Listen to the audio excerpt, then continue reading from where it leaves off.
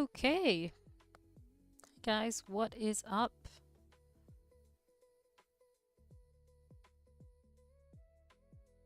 What is up? What is BTC doing? When is it gonna stop?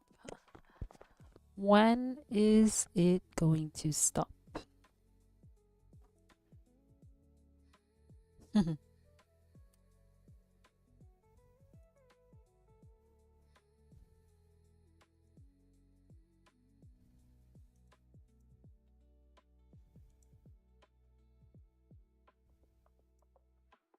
As usual, I'm fixing my layout. Okay. Today we've got some just more bearish price action, unfortunately. All right, you guys can see here I have the 3 minute, 15 minutes underneath. Matter of fact, you can't see the whole thing because I should put it here. There we go. Okay, there. Maybe I'll put this one here.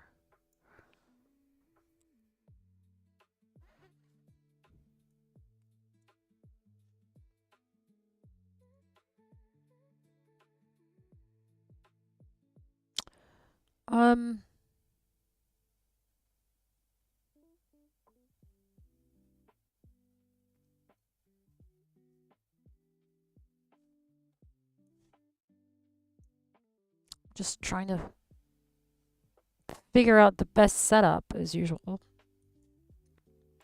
All right, this is fine. All right, this is fine.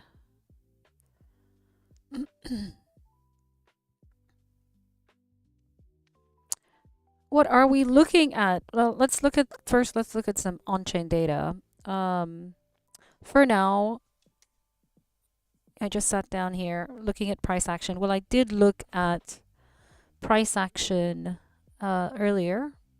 Didn't trade anything. Yeah. I'm surprised that we came back to this 60 here, the 60 yeah, it's about 60k level. So my I would want to see if we could hold, okay, the 60k level, or if we break that, then obviously we're in for more downside, right? Here we go, 60k level.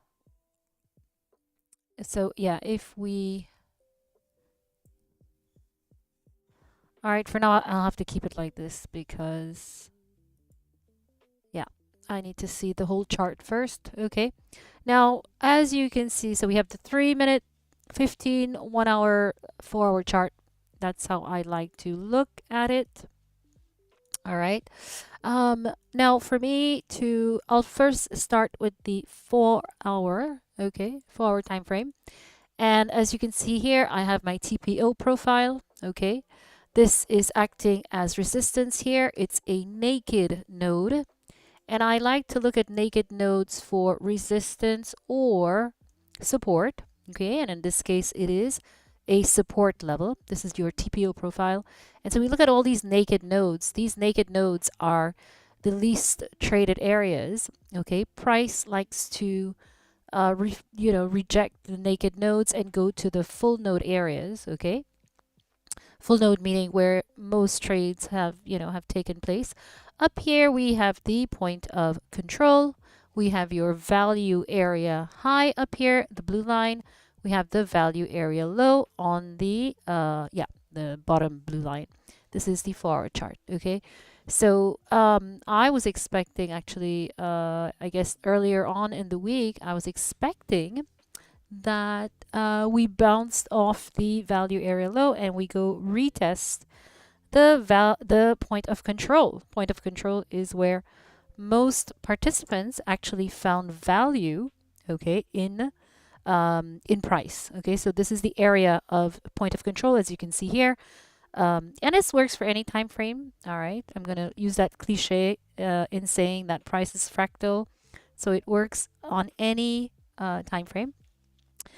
However, if you're drawing your TPO profile on the 4-hour time frame, what I would suggest, which is what I do, to get a more detailed TPO on TradingView, is that you drop down to the 3-minute or 1-minute time frame, you draw your profile, and then you head up to the 4-hour. Okay, so for example, you drop down to 3-minute, you draw your TPO, okay, your profile from whatever date and time that you would like, and then you go back up to the 4-minute time frame, the 4-hour time frame, excuse me. And here you will see, it's just much more detailed.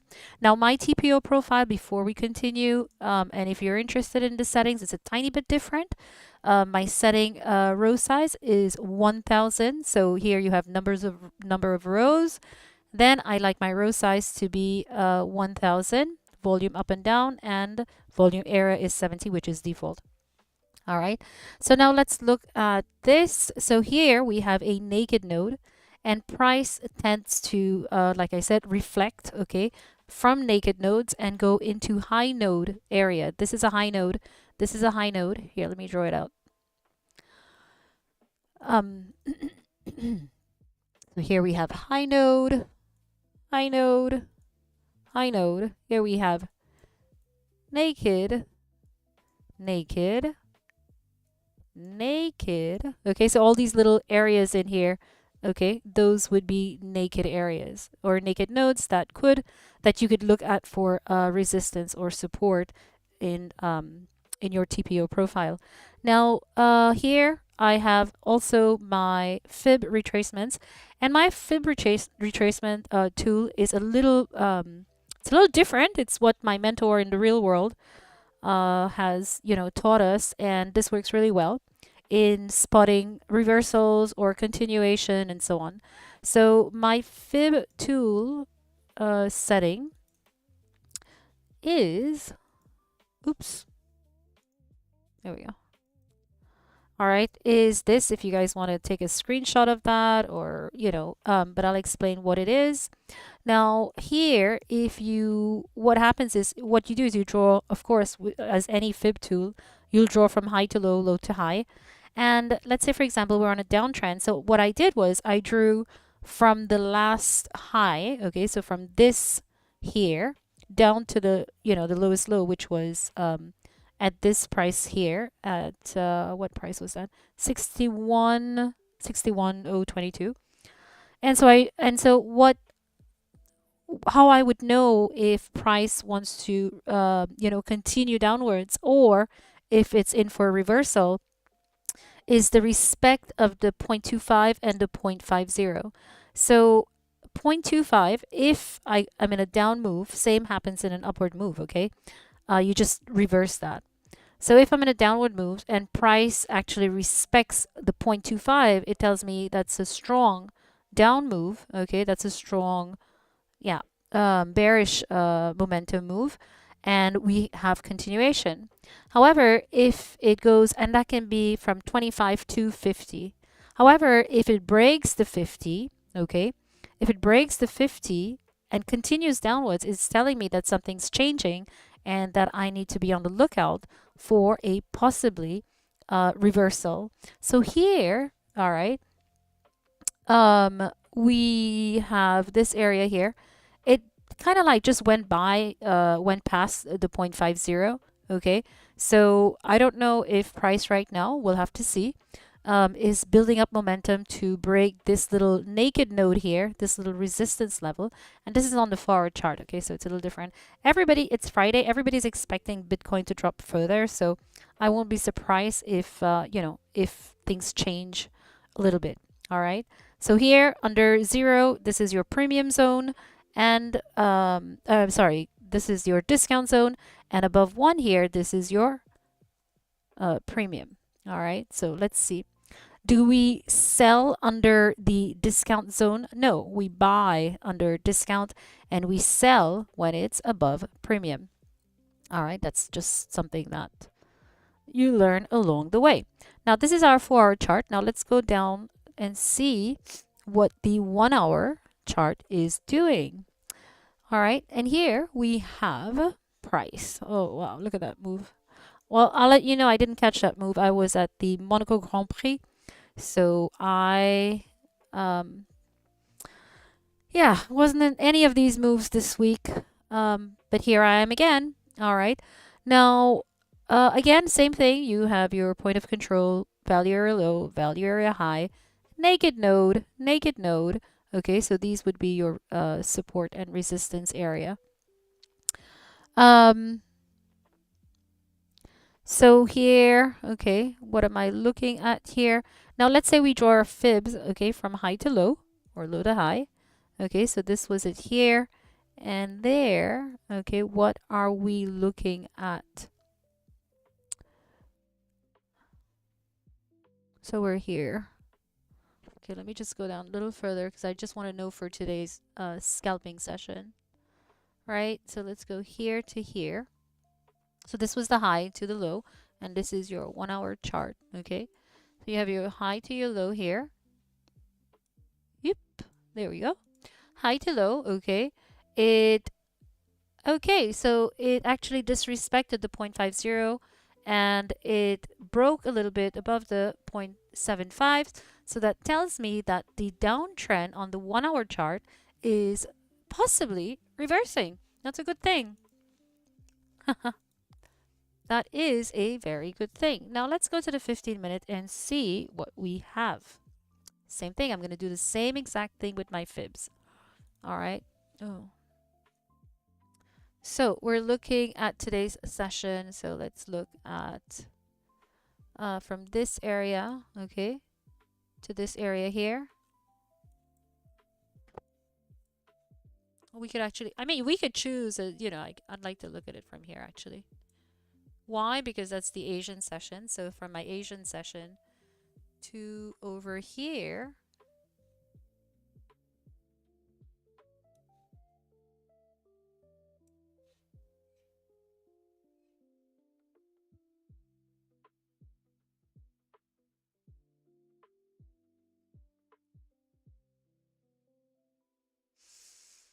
All right, I feel like there's a reversal coming in. And again, this is not a reversal long term, okay? Bitcoin is on a downtrend.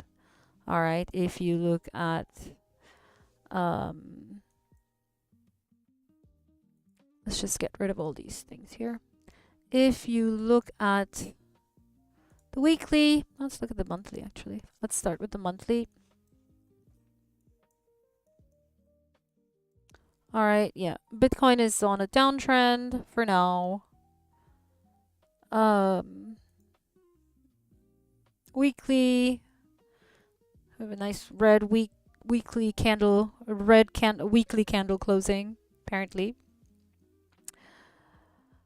Yeah, I feel like it's gonna come down right here. It's gonna take out the either. If we break here, then the next vector candle, which is what price likes to do, is at 48,936. Okay, are we just gonna go to that exact spot and stay there? No, we'll probably, you know, just fill up this. I'm looking at between 40 and 45 for Bitcoin, to tell you the truth.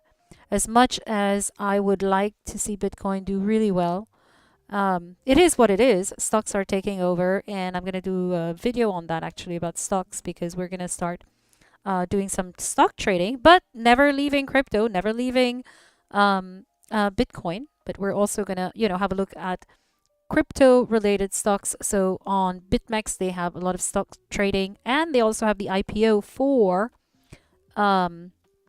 tomorrow's big IPO. All right, SpaceX. So that's 1 week. Let's see on the daily.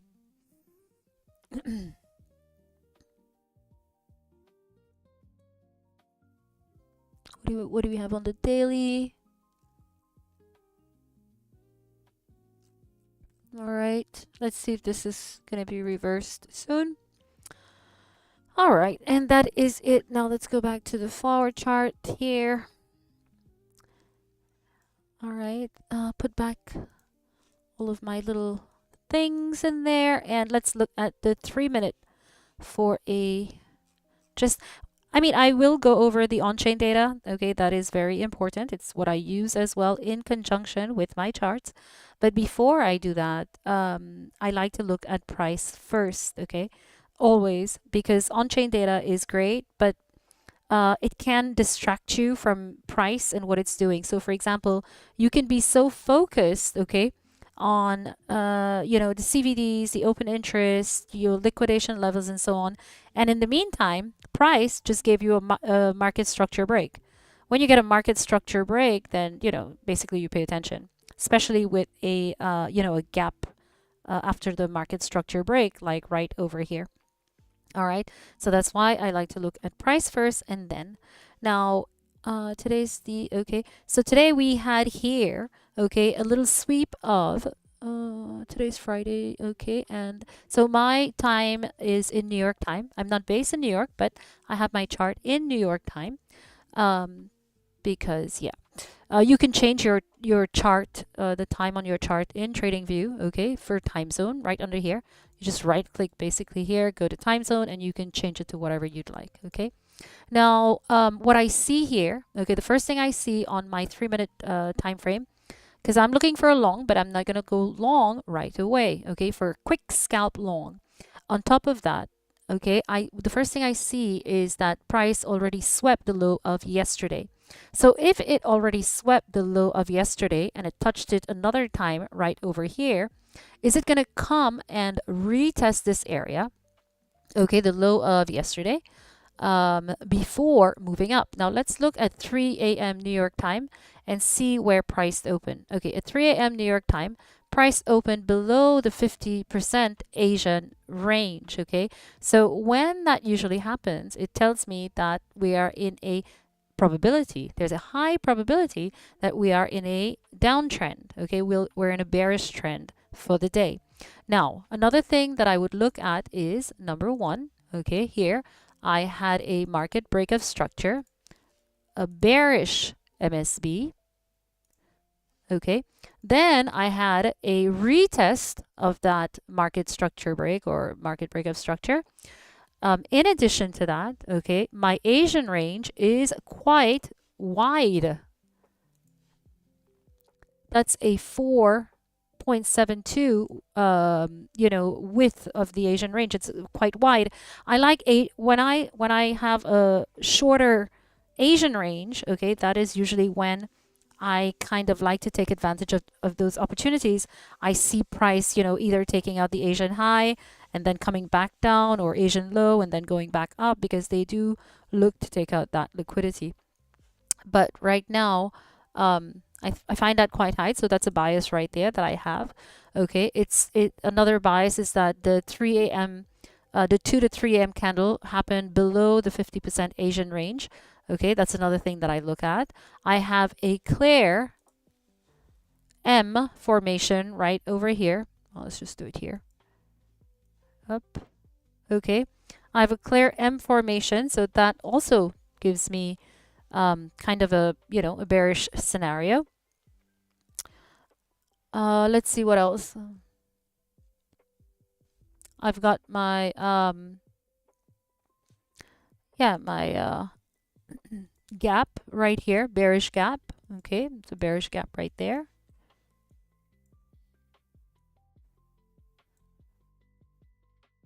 Okay, and the list goes on. All right, so but on the other hand, if you look, okay, we have the MSB up here. We can even, yeah. We did have, okay, 3 levels. If you count your MSB up here, we had 3 levels already. 1, 2, 3. And now we have to wait and see what this is doing. Okay, so now what we can do is we can go over to the on-chain data. Okay, now let's look at what we have. We'll put that there. On-chain data, my favorite thing in the world.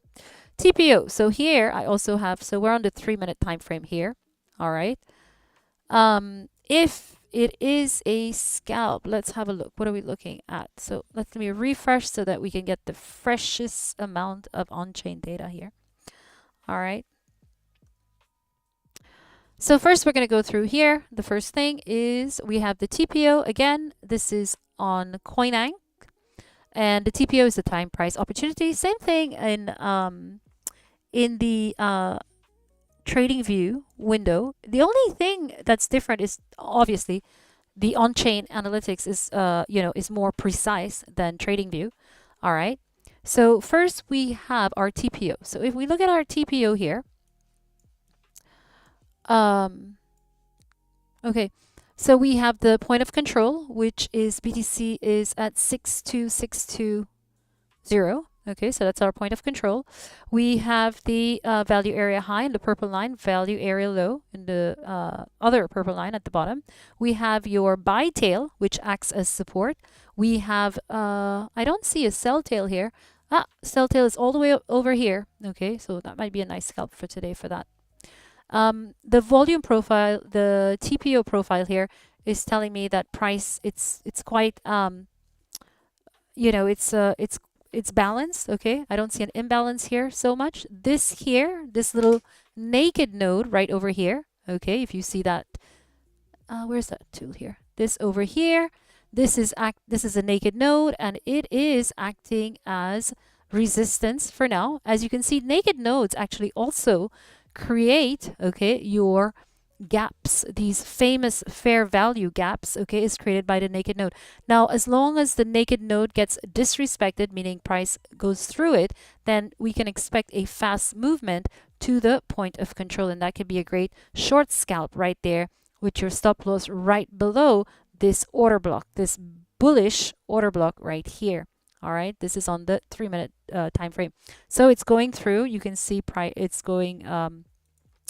It's disrespecting the naked node, so that's great. It pushed through it, and as well as the fair value gap, and probably it'll go up to the point of control, and just hang around there, or it will go all the way up. All right. So, but I'm gonna. Oh, what happened? Oh, well, it just refreshed. Okay, good. All right, so there we go. That has been disrespected, and we no longer have a gap over here. Just give me a second.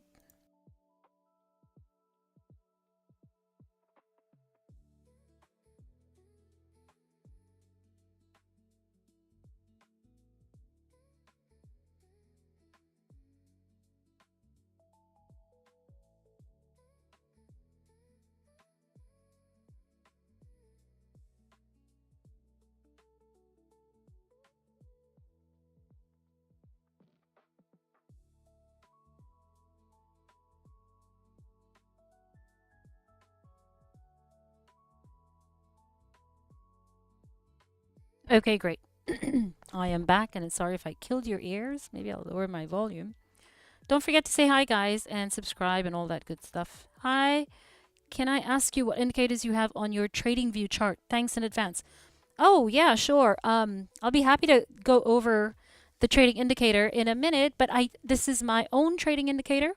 I used to be in Trade Travel Chill, that Annie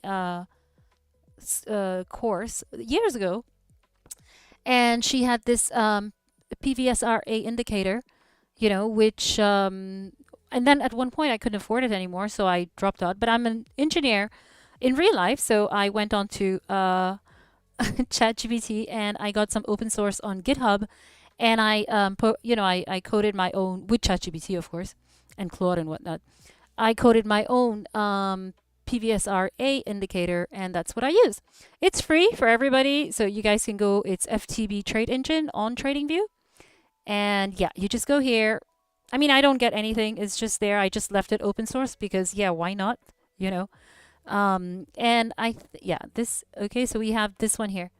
It's so by Funkytown Bytes, FTB Smart Trader System, and when you go in there, right, when you go into the settings, you have your PVSRA candle color on the chart. And what I did was I added like descriptions so that you know, okay, what each color represents, okay?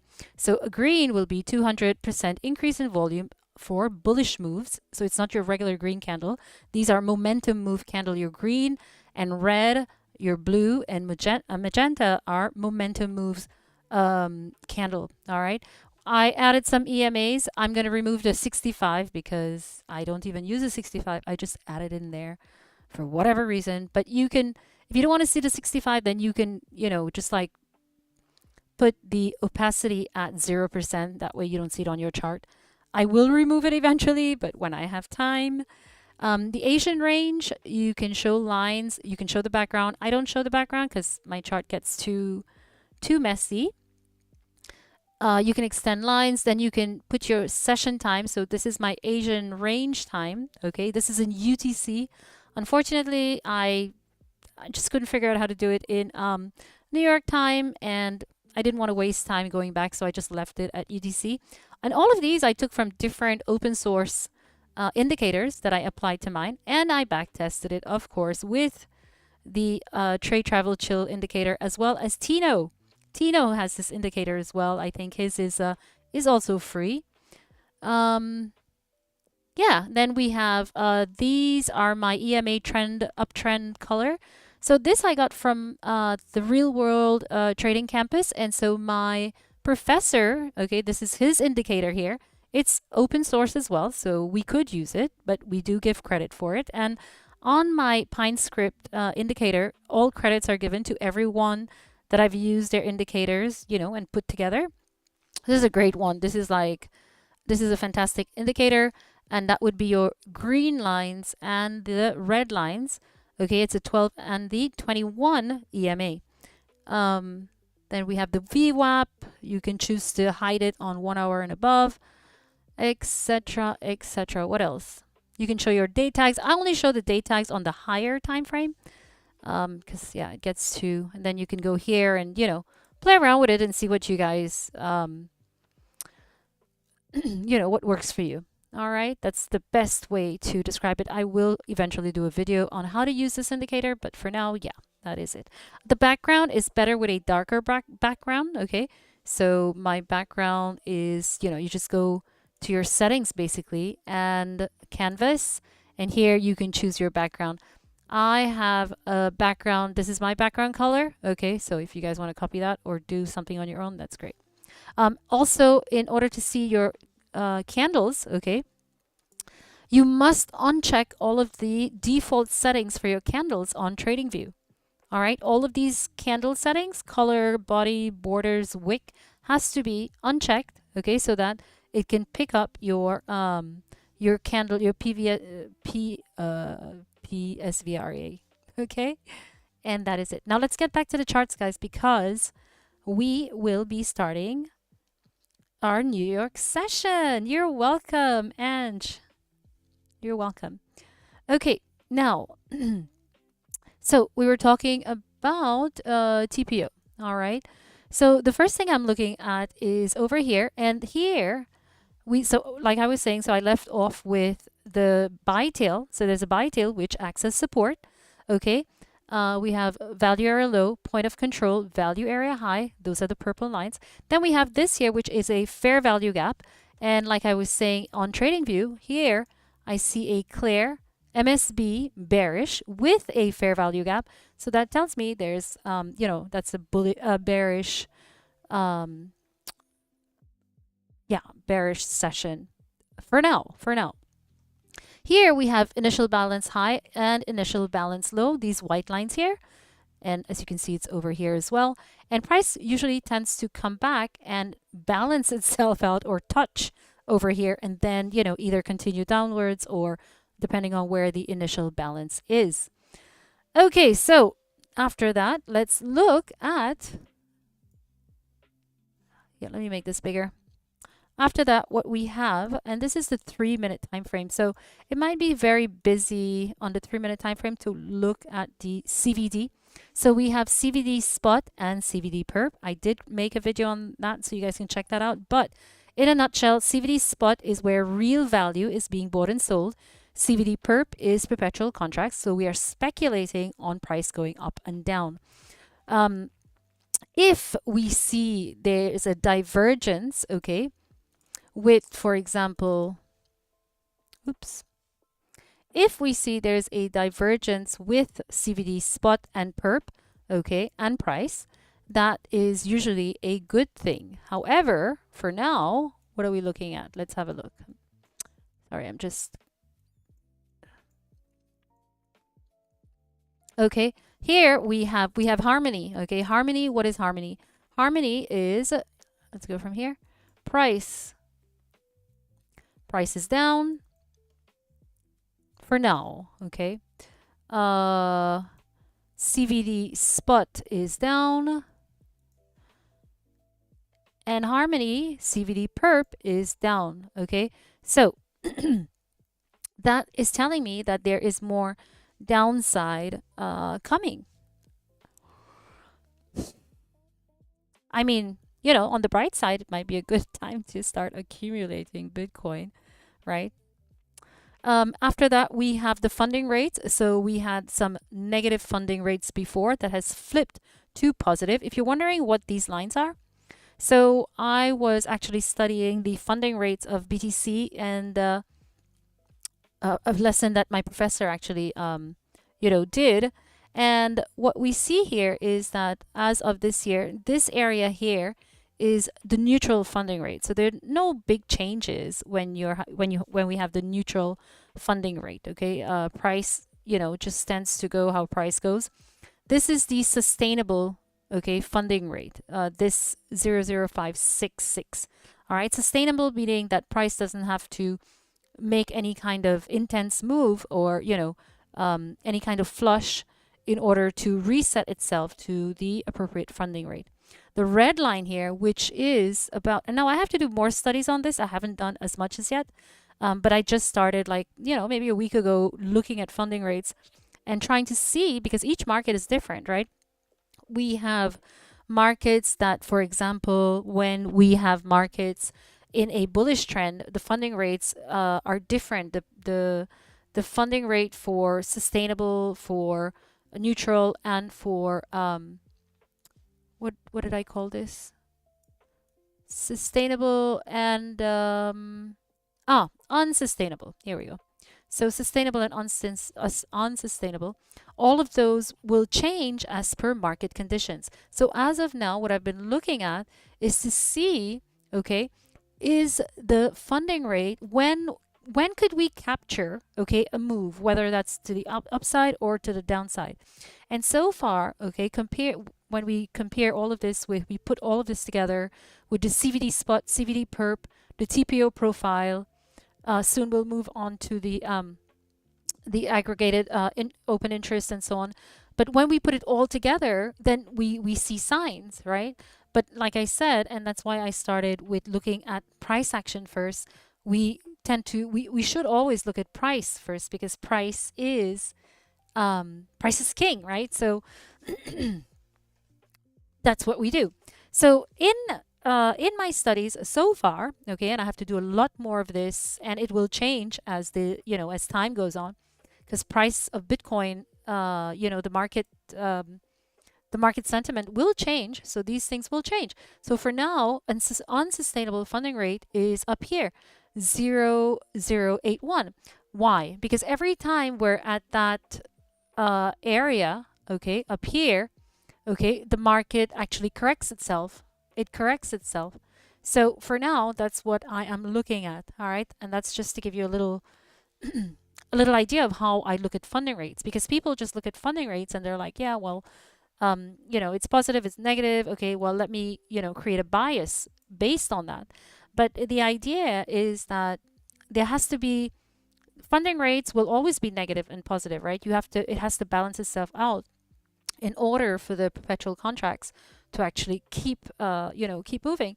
But the thing is, you need to see where the funding rates are sustainable, okay, where it's neutral, first of all, where it's sustainable, and where it is not sustainable, where you need to sit up and say, okay, well, something is coming if you compare it to other on-chain analytics. And that's what I believe.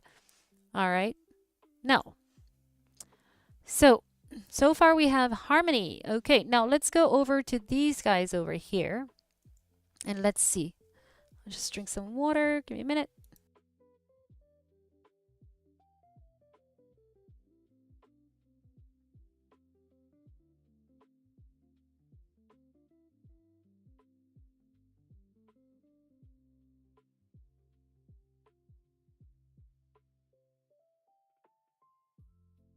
Okay, there we go. Back.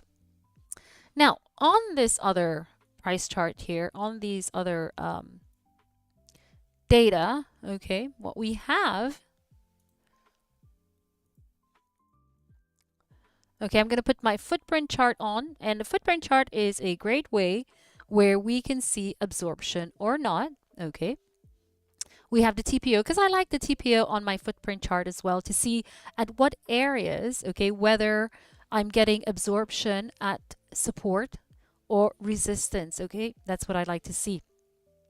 The liquidity heat map, okay, but we'll go over that after because it gets really, really busy. So here I have my footprint chart, and like before, I have my sell tail, sorry, which acts as resistance, and I have my sell tail at the bottom, which acts as support. Okay, now you can go on to CoinAnk, get a free week if you use my link in the description. They're going to give you a free week, so you can go have a look at these things. And as you can see here, this buy tail did act as support. Okay, support, support, support. Will it break? Eventually, I don't know. We're gonna have to see how price works. Okay. Now let's zoom in and look at the footprint and delta. Okay. Now you can see the delta here. But what I started doing actually very recently is instead of doing all of that, I just added on CoinAnk the aggregated order book delta, okay, the delta depth. So here we have, and so I'm quickly able to see my delta for spot and my delta for perp. And I added 1% because it tells me that the delta for the order book delta, it tells me where orders are resting. So 1% from price. So what does that mean? 1% from price. So 1%, let me see, where can I get my percent? Well, anyway, 1% from price. These are the long orders spot that are waiting. Okay, and 1% from price. Well, we can see that 1% from price, this is short orders. So we don't have any short orders waiting for spot, but we have for perps. All right. Now let's see here.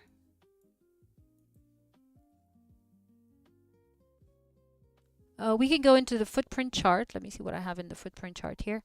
And we can see the delta itself, show delta.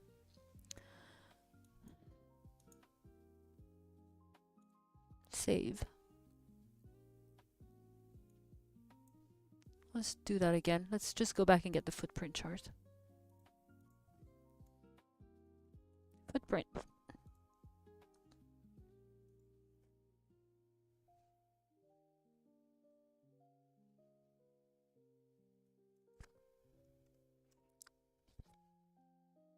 We can change the style of the footprint chart. Okay. Okay. And now here you can see on am I on perps?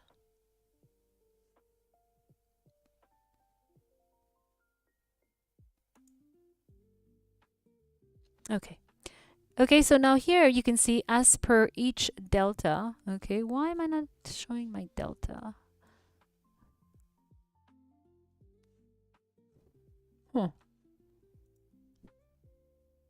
What did I do? I'm sure I changed something in here. I'm sure I changed something and I don't know what I changed. I want to see my delta. Let's go back in there. Let's go back in here and see. What did I change? Is ask bid. Let's show all of them on the footprint. Okay.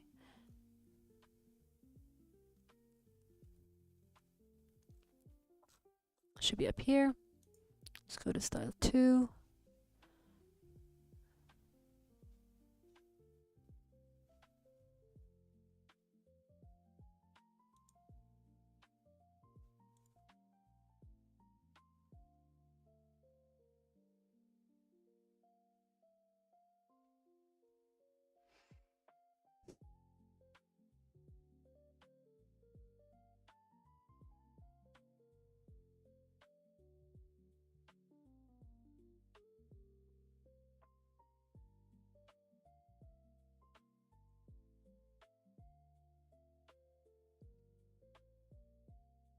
Well, there. That should give me my delta.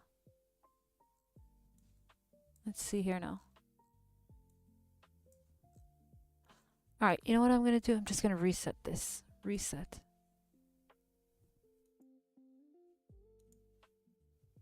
There we go. We're resetting.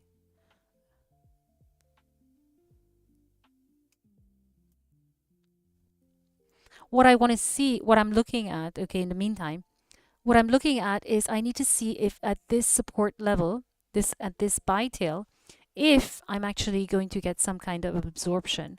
Now, absorption is when we have a lot of buying or selling and price does not move. So we have a lot of effort, whether that be buying or selling, and we have no result. Okay, meaning if we have a lot of selling, then price should go down.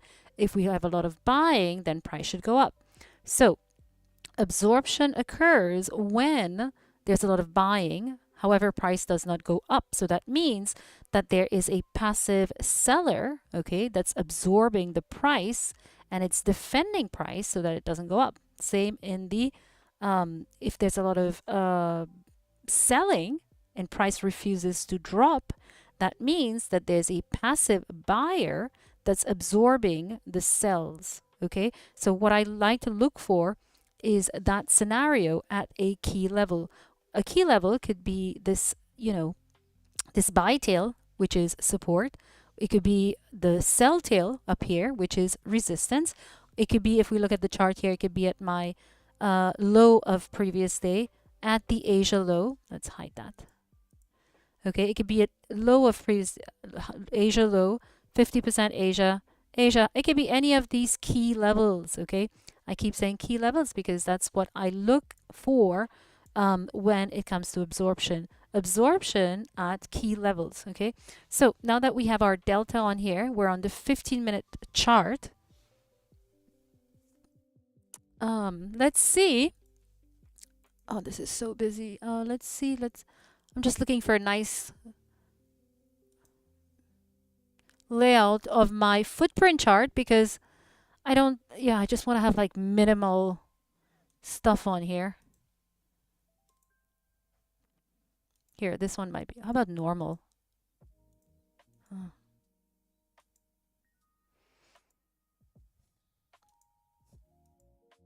All right, there we go. That's fine. Okay. So we do have, both perps and spot. We do have demand, okay, long demand. So here we have a lot of selling, okay. As you can see, delta is negative, so price is going down. And well, look at the 1 hour and see. Oh, I like that. So what would have to happen, okay, if you look at the 1 hour chart here, this gives me a clearer picture of what's happening. So if we look at the 1 hour chart here, if I could just get this thing to, here we go. Here we have a naked node, okay, right over here. I'm going to draw that for you guys here. All right, this is a naked node on your TPO profile. All right, right over here. And as you can see on that naked node, okay, this is an excellent way to find support and resistance of, of price. On that naked node right here, okay, you'll see it's clear resistance. Now, if and when price decides to break through that node, okay, that naked node, it is going to go fast, okay, because price has to break through here with a lot of momentum in order to get by, to get through, right? And as you can see here, so far, this area is acting as support, but the support is not very strong because it's only one tail, whereas up here, the resistance, we have three tails. So if price goes through here, then I expect it to really go fast. All right. So let's watch and see what happens. And we have New York open in 2 minutes. Should have started this earlier probably, but anyway. All right, now let's see what the delta is telling us here on the 1 hour chart.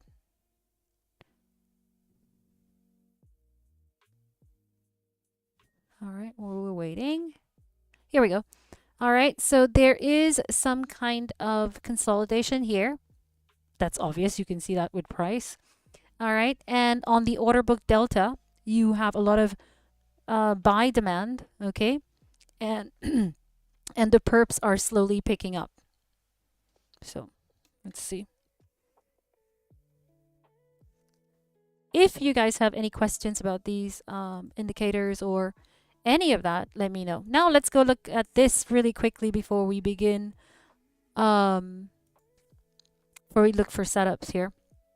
Anyway, after 5 minutes at New York Open is usually when, there's like this huge battle of bulls and bears. So I'm not really worried. Now, what do I expect? Looking at this, we have large orders. Okay, let's do that last. So if we look at the liquidation heat map, okay, we have some liquidations down here. So why not? Price might just come down here, pick all of this up. So that's at 60855 range. 60855, that would mean that 855, that would mean that it would have to, oh, here, this is what I'm looking at, by the way. Sorry. 60855, that would mean that it will have to sweep the Asia low session, retest, okay, break through the LOD, low of previous day, Asia low range, okay, and then maybe move back up. So it might be, okay, that price is looking to sweep this liquidation level over here. All right, take out the Asian low liquidity, take out the low of previous day liquidity, and then possibly move back up for an intraday trade. Okay, I'm not saying this is any kind of bullish kind of, switch in BTC. It's just an intraday trade. All right. And then eventually going back up and, taking out all of this liquidity. But I don't see price just like sweeping up and going in a straight line up to, let's say 65 or anything. I would say it comes here, take that out, and then go back up. Let's look at the large orders and see, and New York session has begun, of course. Large orders, what is going on? Let's have a look. All right. So this is another thing that I like to look at is over here.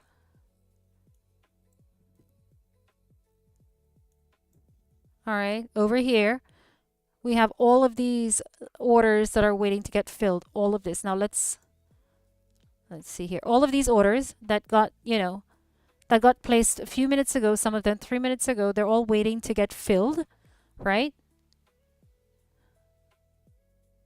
So I wouldn't be surprised if it gets filled and then we shoot up. So they're large orders. I'm just going to turn that off for now. Order book profile, liquidation heat map, and liquid. Okay, so let's just keep it like that and go have a look at see what price is doing. So I'm going to go down to the 3 minute because that's where I like to enter.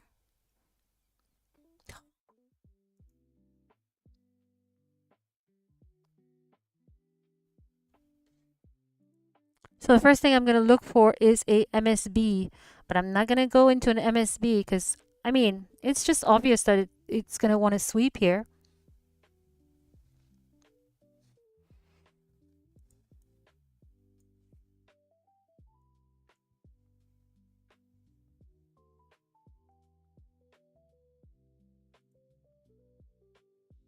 Just give you one chart.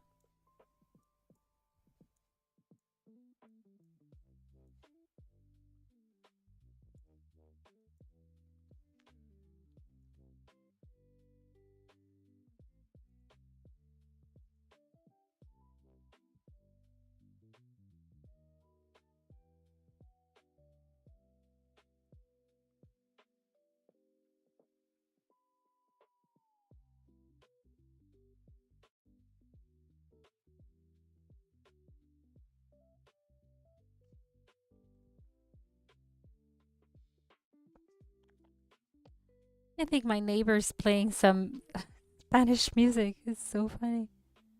So cool. All of a sudden I heard like a loud Colombian music. Anyway.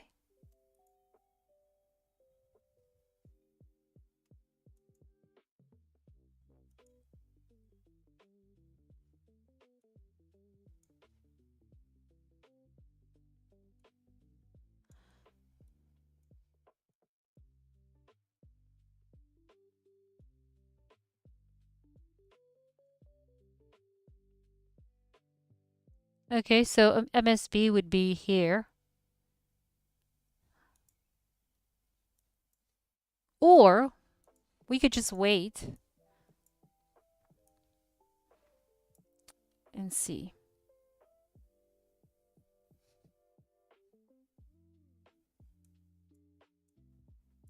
All right, I don't see CVD spot.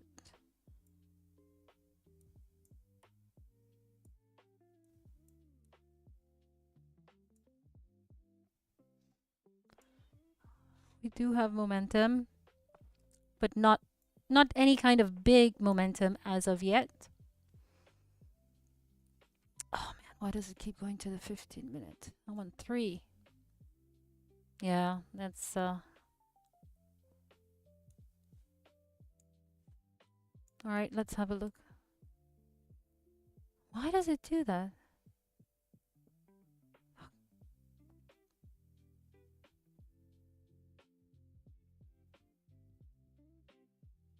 All right, let's go to the 5-minute because it doesn't want to give me 3 minutes.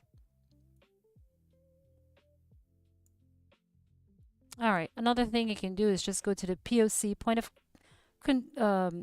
control and then, just come back down. Let's have a look at what is Delta doing. All right, we have order book spot. There's a lot of buy orders in the spot and buy orders, some tiny bit of buy orders on perps. All right, let's see here. Yeah, it doesn't. All right, on the 3-minute time frame, as you can see here, there's a lot of buying, but I don't see any follow through. All right, let's see the liquidation heat map.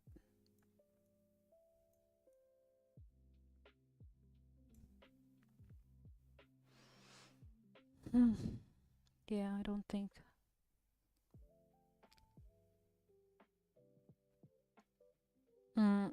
That's a short.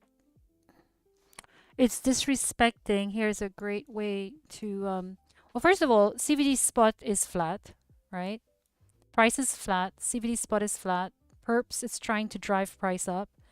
Funding rate, there's nothing really to talk about because it's under the neutral zone. All right. Liquidation, there's liquidations here that are waiting. And that's more where my bias is going, right? There's a lot of buying. There's a lot of aggressive buying right now, as you can see with the delta, the positive delta. Okay, there's a lot of aggressive buying, but there must be some kind of passive seller that's pushing price down. So here on the chart itself, if you can look at these bands, this is getting disrespected. So that tells me I can play it 2 ways. I can wait to get a proper MSB, okay, here, for example, a proper MSB. All right, and then enter. Or I can look and see as per my TPO profile. Okay, we can look on this one here. As per the TPO profile on here,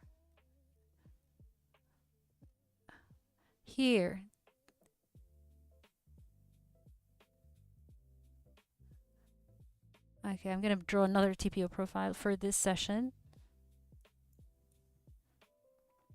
Drawing another one for here. Indicator, fixed range volume profile. All right, let's go from here to here. And here's the resistance. Here's the support for now. So either here's the resistance and here, or rather here is the support. All right, so if it breaks through here, then yeah, that would be my trigger to enter a short.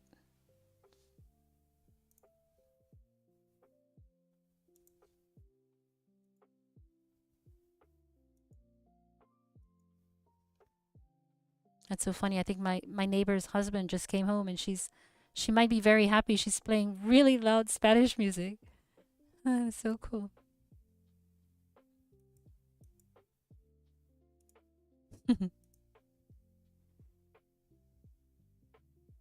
Kia, ooh, Kiyotaka. Kiyotaka. Is Kiyotaka a free can't you trade on I think you can, right? I'm not sure actually. If I've tried a Kiyo, I may have.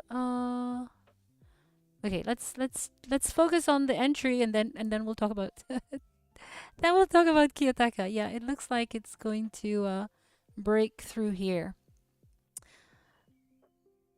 What time is it? Ah, yeah.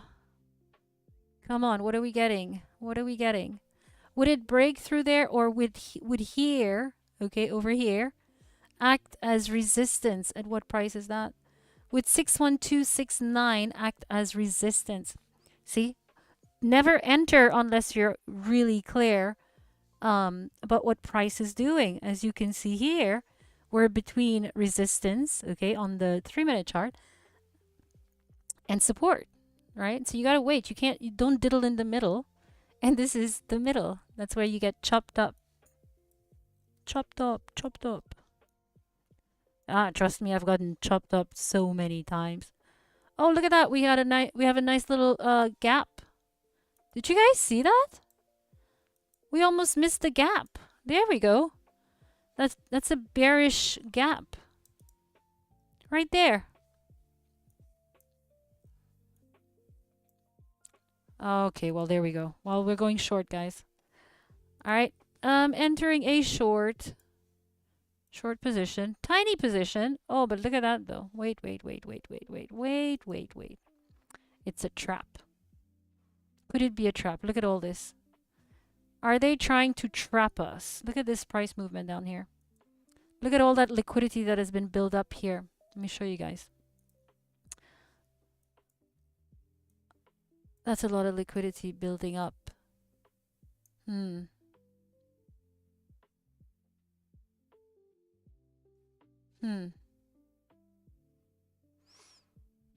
Let's wait for confirmation. Let's wait for this over here. Let's wait for the official support over here.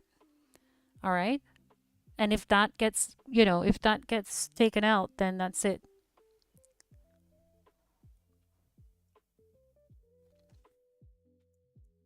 So here is a vector candle that's developing. And this, if it closes magenta, that would be 150% decrease in volume to the downside. You see, and I compare it actually with the order flow. All right, well, yeah, that's it.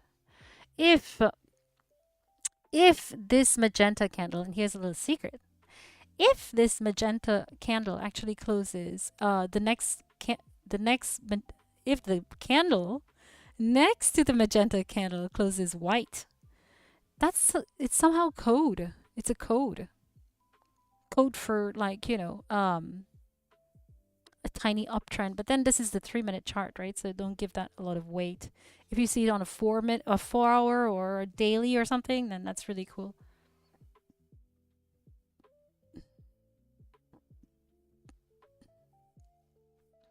You see that? This is resistance. You see? I think that all of these sets of liquidity here might get taken out, because this so far looks like this buy tail under here is indeed acting as resistance unless it gets taken out. Okay, but CVD Spot is telling me Spot is not in control of this move. Okay, it's basically flat. Here we go. Perps is pushing it up. Okay, as you can see, CVD Perps cumulative volume delta. So on cumulative, so it's being accumulated. Okay, volume delta is going up. So it could be that, for the first half an hour of New York session, we get a long, right? Here you can clearly see sellers are really trying to push price down. There's a lot of positive delta, but price is not going up. So that is telling me that there's a passive seller that's there that's trying to keep price down.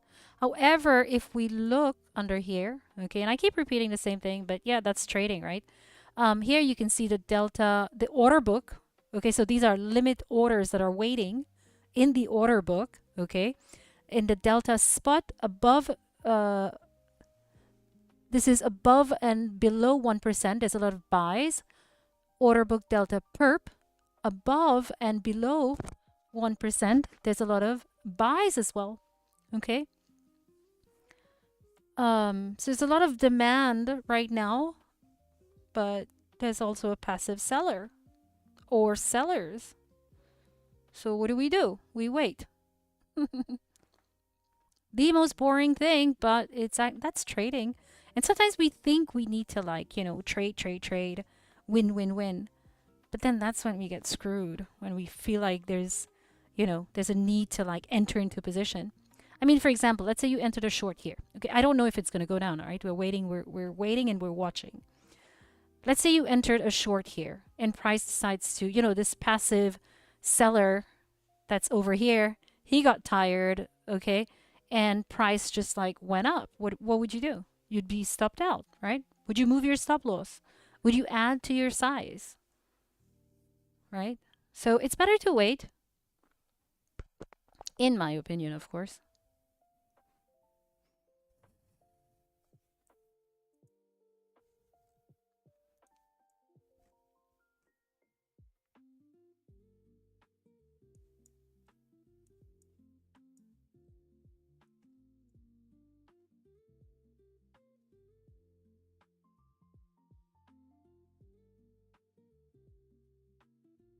Oh,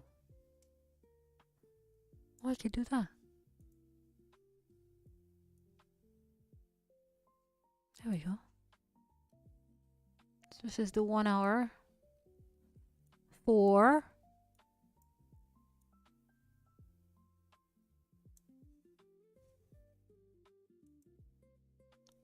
15. Yeah, look at that. Look at that. Clear support here. This is acting as support. This buy tail right here.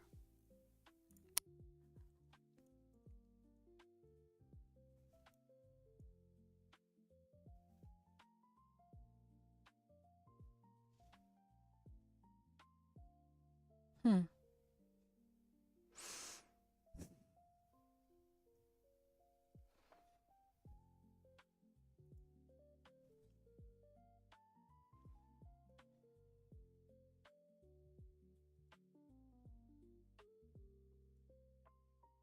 Why does it do that?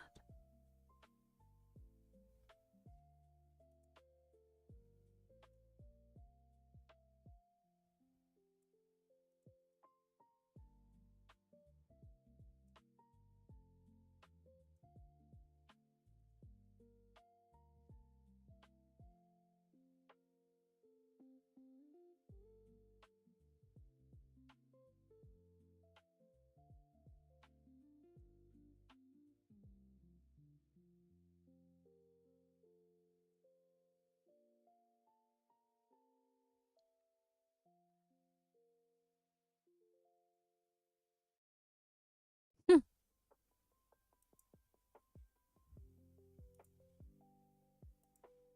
Oh, okay. Well, I had already drawn that.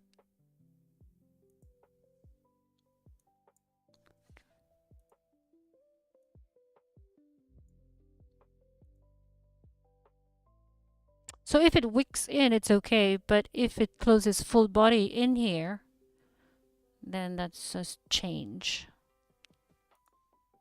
But what I would do is I'm going to wait over here on this buy tail to see if that actually acts as support. on this buy tail over here. Okay, on the CoinAnk one.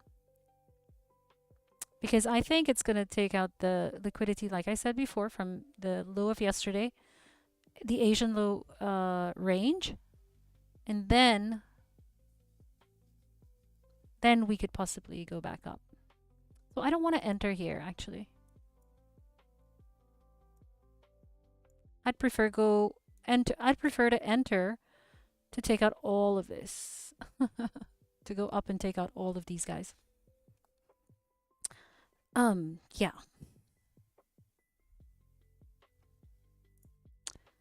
All right, let me just remove all of these things here. There we go. Look at that. Look at that. That if you want to enter short, this would be the place to go with a stop loss right above here. So, for example, but it's not what I'm going to do because I just want to wait a little bit. Where am I? Here we go. Short position. So I would enter here with my stop loss here. And my TP would probably be, let's see here. Yeah. Then I'll go here for my liquidity level at a TP of 60401. Somewhere under here. Or 60. I mean, you can even put your stop loss right over here above that gap. Right? It shouldn't come back and take that gap out. That should be your invalidation point. If you were to enter a short. Right? But for me, I'm waiting to see if this area on my TPO profile gets, disrespected.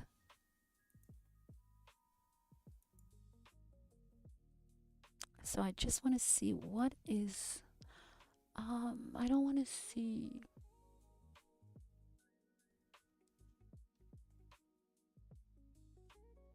There we go. That's the momentum to the downside that you're looking for. And again, these, let me show you guys. If you draw your TPO profile, okay, these areas, let's see here.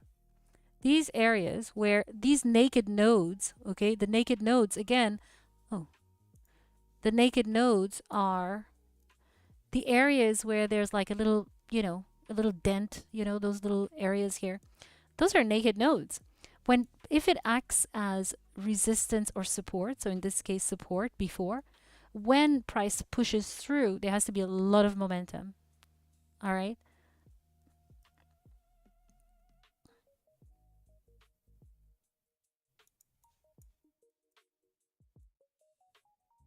I want to wait until, and that is where, patience actually pays.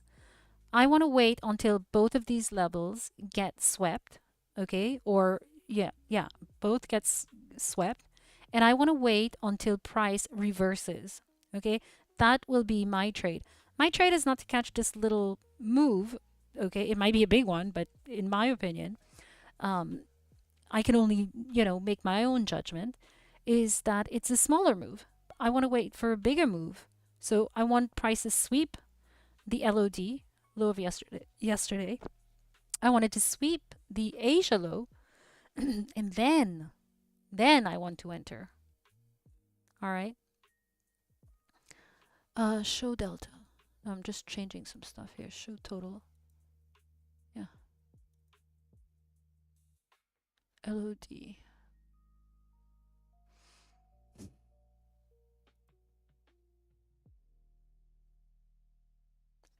Is show us bid color.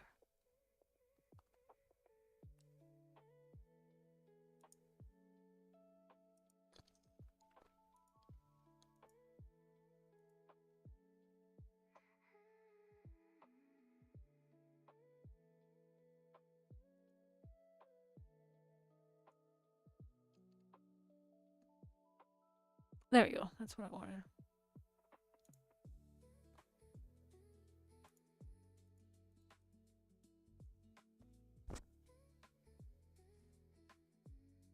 Okay, now as you can see here, all right, so these things on CoinAnk here, you can see order blocks. Okay, this is a breaker block, and a breaker block is a former order block now acting as a breaker block. Okay, so here we have a breaker block. Yeah, see, it's going to take out the Asian low. Hmm.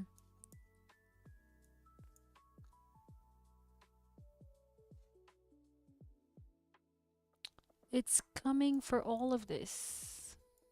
It's coming for all of that here.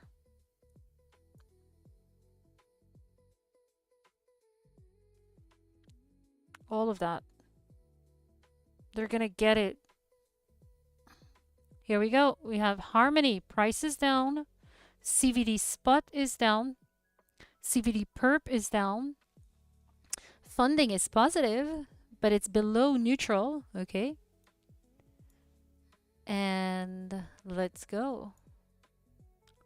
It's going to take out the Asian low. Okay. So even if you're here and you think that's it, it's probably not it. All right. It's going to take that out.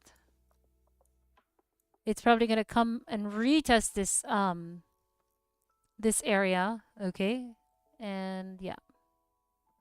So wait, it's not over yet. Wait.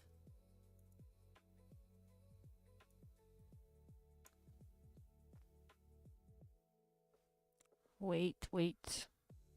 Max pain has not been felt yet. Okay, let's have a look at the delta here. What is the footprint chart telling us? Now, again, you guys don't need to go into... Oh, shit, did I? Okay.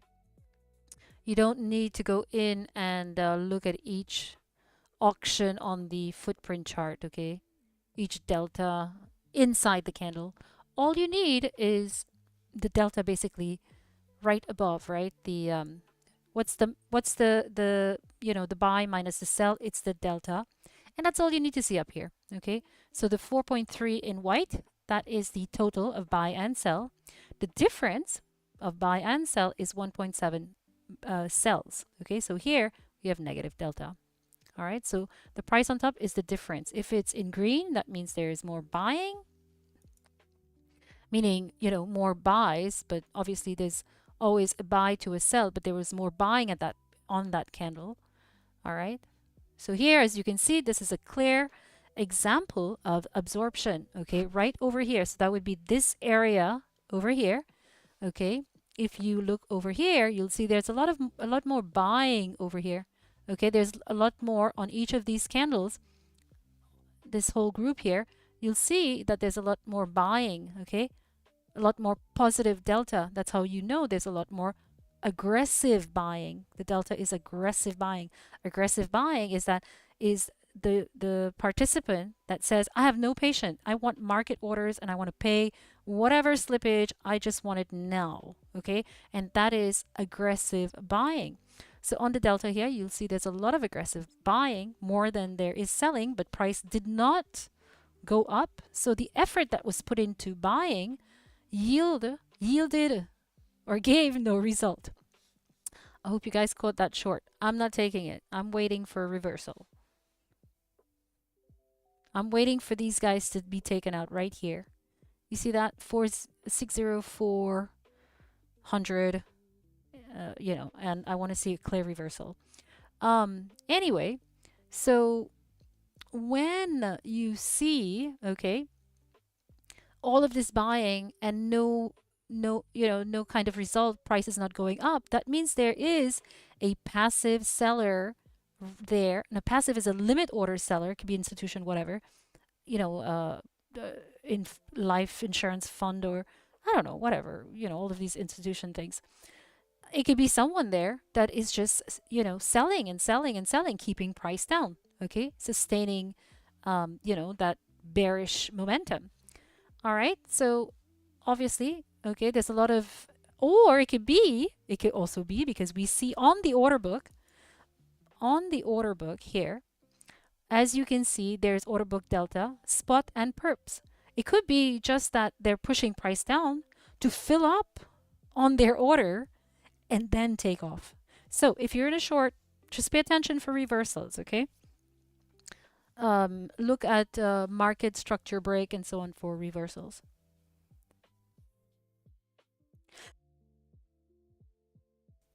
Okay.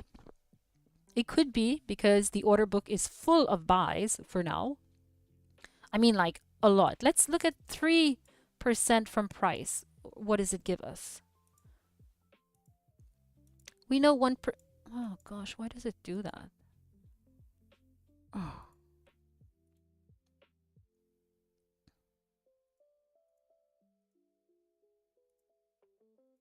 Okay, whatever.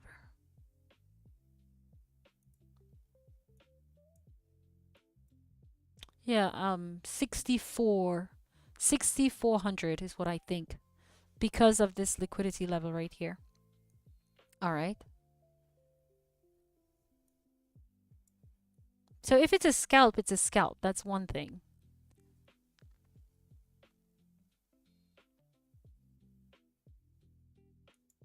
Why is this platform so slow today?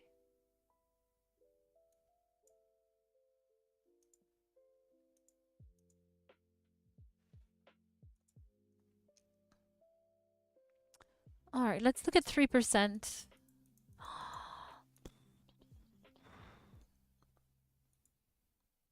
Let's try that again, guys. I'm just trying to change. So meeting 3% from price. Why is it not doing it? I don't know. Well, that's annoying, but anyway.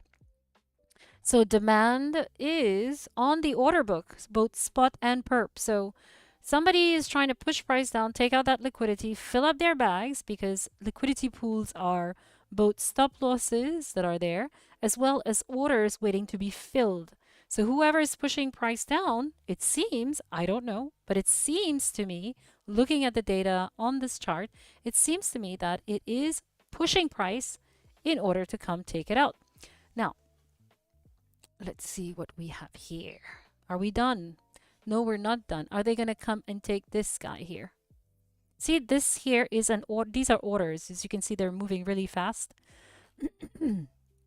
If you look over here, this is the order book, okay, profile, okay, these ones here, the ones that are moving. And yeah, so there are two big orders under there. All right, let's see large orders. Liquidity heat map. Yeah, so like a lot of, ooh, look at this one here. 16 hours ago, there is a 19.36 million spot BTC order from Coinbase. Over here, 60,000. Is that where they're coming to? As you guys can see here. All right, so they might come down to 60. They're pushing price down, and that's fine. Ooh, okay. Drink some water.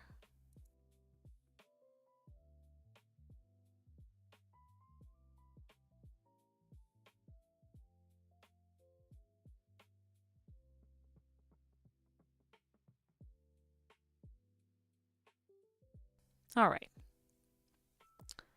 So, I like to enter after that New York session. So, I like to enter after a nice MSB gap after 10:15. Sometimes it's 10:30 New York time. All right, so I don't look at that.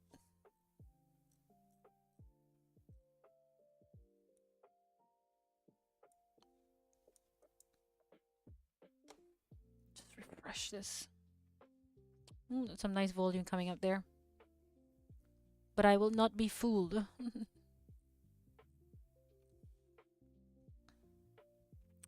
All right, spot is still down. Spot CVD, cumulative volume delta, there's still a lot of selling, both spot and perp.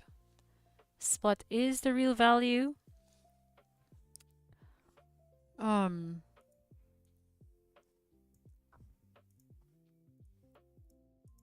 All right. I don't see any tail here yet, so I'll wait. I want to see a big flush. I want to see a big liquidity sweep and then a reversal. And that's probably going to be down here.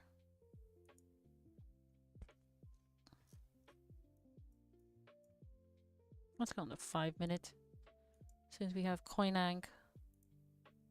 on the 5-minute chart. Here we go.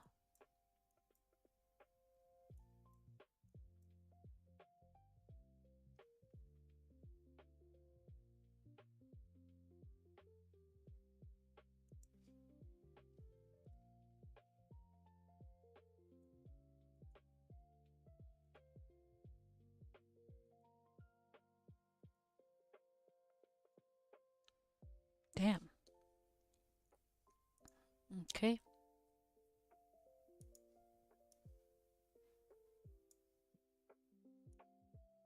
Patience is a virtue, guys.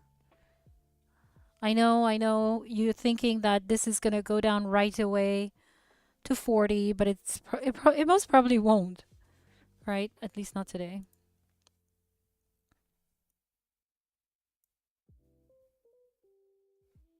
Okay, let's see what's going on here. So yeah, we have some some orders that are being canceled because they're probably, I think it's gonna go get this one here.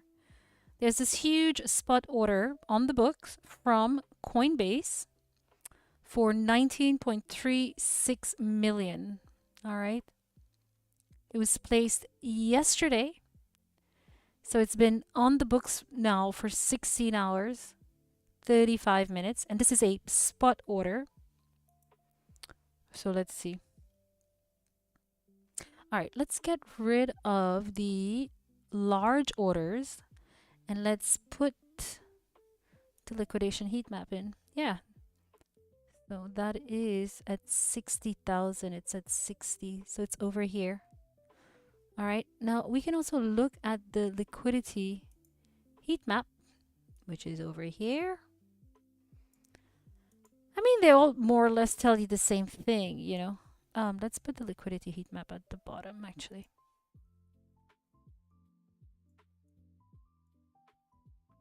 The liquidity heat map will tell you, just the same story, a different way, basically. Same story, different visual. Liquidity heat map. Here we go. There we go. Liquidity heat map. Oh gosh, what is it doing to me? Liquidity heat map. Okay, there we go. So, order book profile.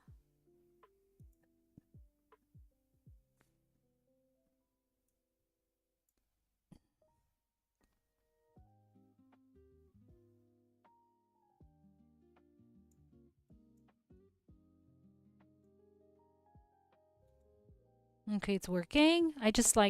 You can change the intensity that you would like to see on the liquidity heat map.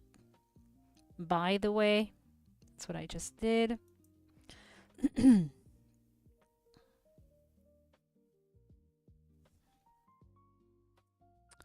Let's make that bigger.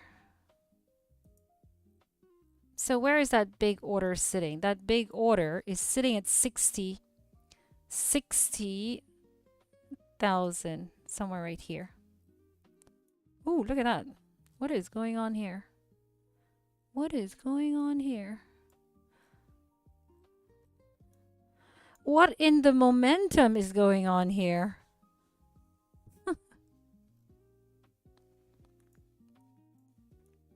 Look at that. Look at that. It's a lot of selling. A lot of aggressive. Ooh. Okay, well, that's why. Look at this huge, huge liquidity wall here.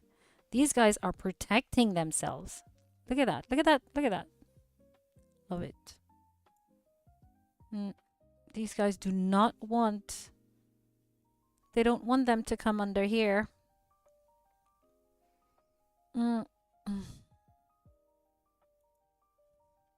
Oh, wow.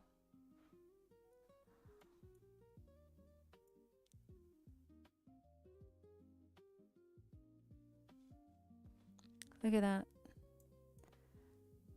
Damn.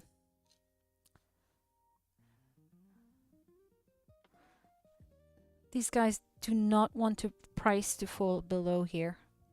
This is the wall that this wall is defending This is the buyers defending here. Sellers, okay, are aggressive. Buyers are passive under here, and so they don't want price to drop further. You can see here, but it looks like they're pulling the orders, okay, or they're moving their stop losses. So these the wall here is thinning out. If you can if you can see clearly. Oh, there we go. Look at that. On price now we see an increase in volume by volume, and that would be on this candle here. This was the increase in buy volume. Let's see if it breaks this here. Spot CVD is still down. Perp is still down.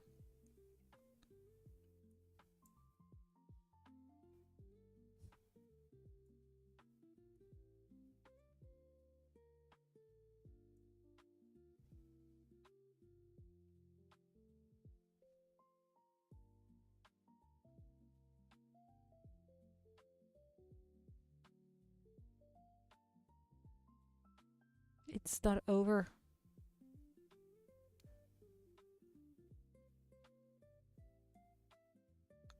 That's a huge ass wall right here.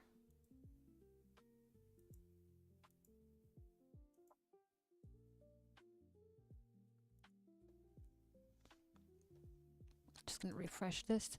It's not over, guys. This here, it has to, on top of it, it just swept the Asia low, so it has to do one of those kind of usually, okay, if we're looking on the 5 or on the 3-minute time frame, all right, usually what you would see is something like, one of those. Well, it has to do something like that. All right, so it's not, this could be one, right? Then that goes up there, and then, the other one could be wherever. I don't, let's see. I think the second one is coming here. That's what I think. Because there's that huge spot order from Coinbase that is waiting to get filled on the order book. Oh, look at that. So 1%, okay, above price, there is short orders on Delta Spot. So there's sell orders, okay, because this is order book. So it's orders on the order book. All right, and you see here whether there's more buying or selling. 1% below price for buying and 1% above price for selling. Still going down. It's not over. If you guys like it, please subscribe.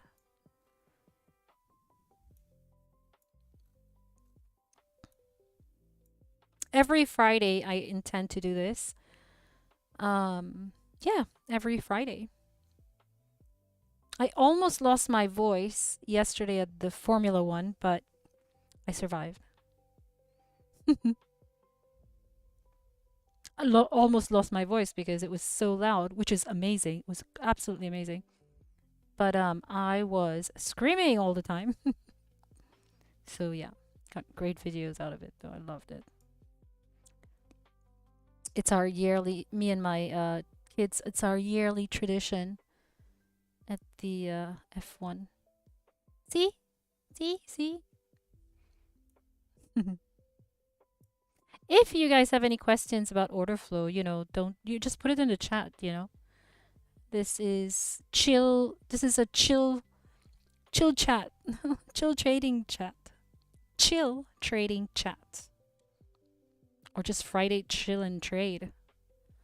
Huh, I should put it Friday chill and trade.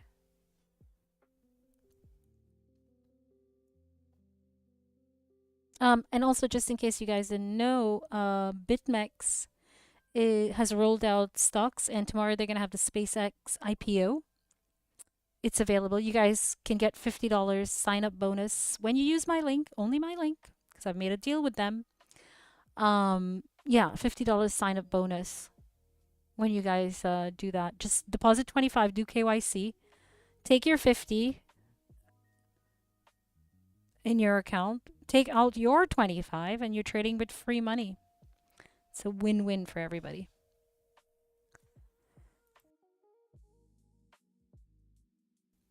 Okay. So, what do we have here? What do we have here? Look at this. This huge liquidity wall is indeed being defended. I don't know how long they're going to hold out for. Let's see what's the delta saying.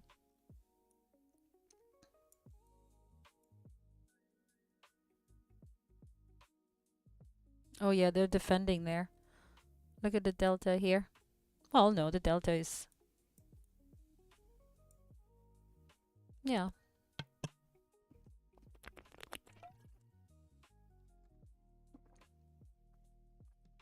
So far, I don't know. Do you think Coinbase will leave that big order just like sitting there? Or do they want to get filled? That's another thing I've been thinking maybe. You know, price, institutions, big players, and so on, they push price down to get their order filled, okay? And then when they stack up on, on their heart's delight, then price can move in the direction they want, right? Mm.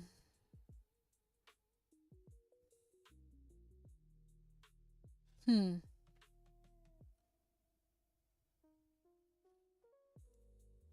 Okay, I'm waiting to enter something here. Okay, well, is this it?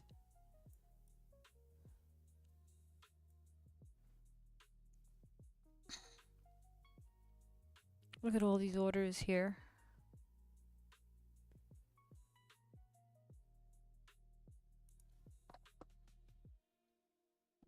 Liquidation heat map. Liquidation heat map. Okay, let's move that out here. It's just another way of seeing where, oh, here we go. You see? Okay, so we saw, let me show you guys something. So, liquidity heat map. Okay, there we go. Now, if you look at large orders, okay, it's the same thing that this is telling you here. There's a huge order right here, okay, at 59,999 or 60, matter of fact. And there's another one here, okay, at 19.36. So these orders, this one was a perpetual order, okay, so a perpetual contract order. This is a spot order over here. All right, so that one pulled the perpetual order pulled. It was pulled away. But here you can often see, like long and short orders, okay, being entered and taken out, perpetual orders.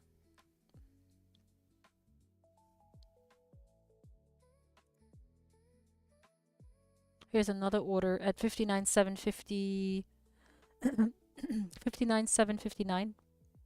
24 minutes ago for 20 million. Oh yeah, there.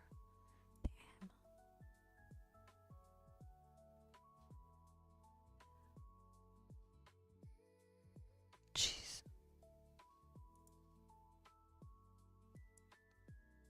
All right, and that's the large order feature. Large order feature. Look at that. Keeps pulling it.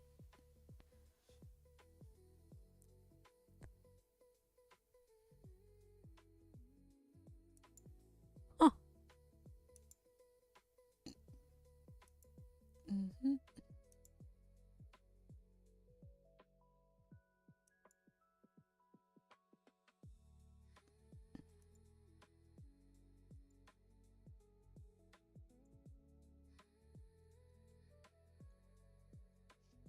All right.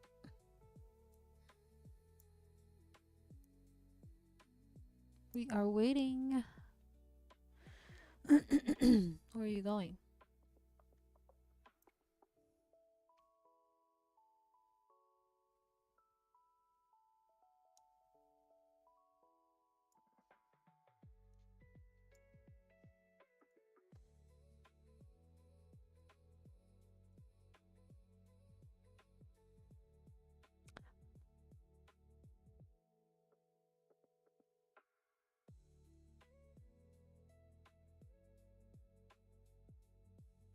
Mm.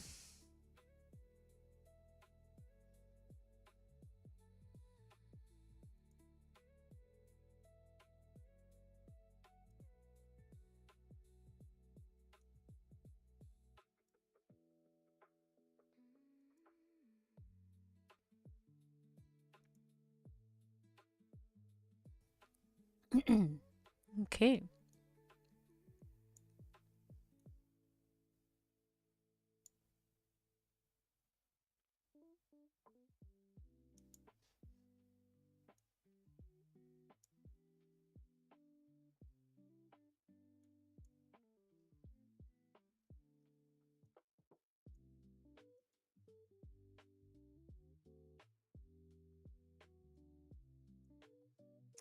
Okay, let's have a look at some of the other coins, by the way, that I'm looking at.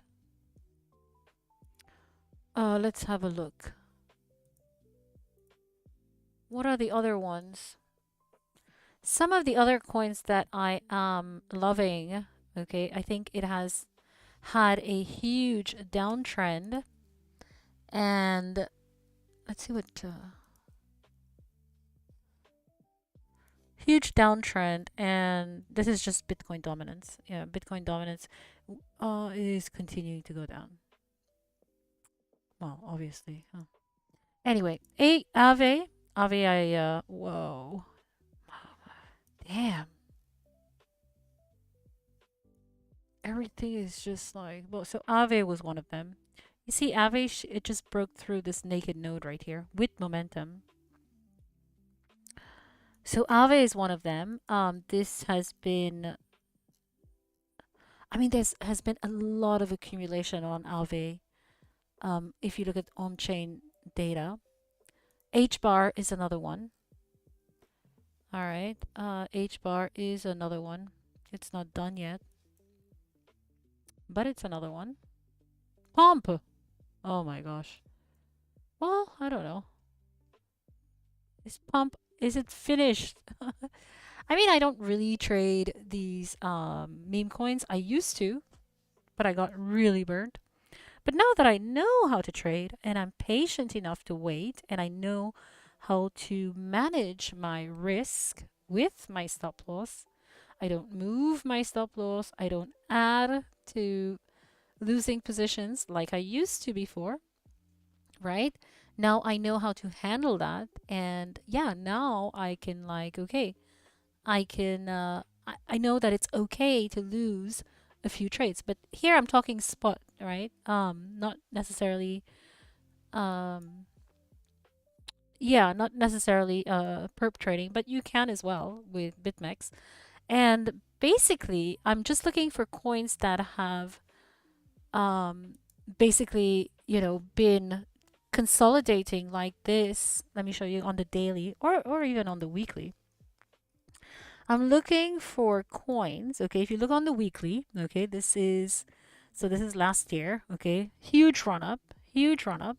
It went all the way back down. Everybody forgot about it. Okay, so it's consolidating on the weekly.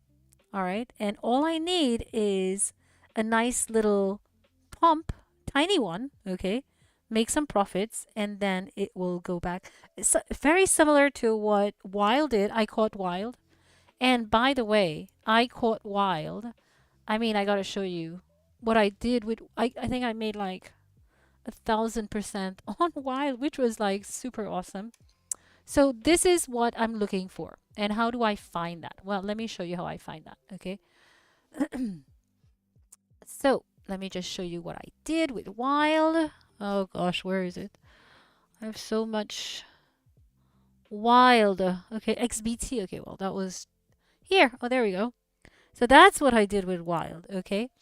And in order to catch that, okay, so I had taken partial profits at the beginning of the move, but I had left some in, and then I took full profits here, okay? And it was just a 32 to 39 cent move.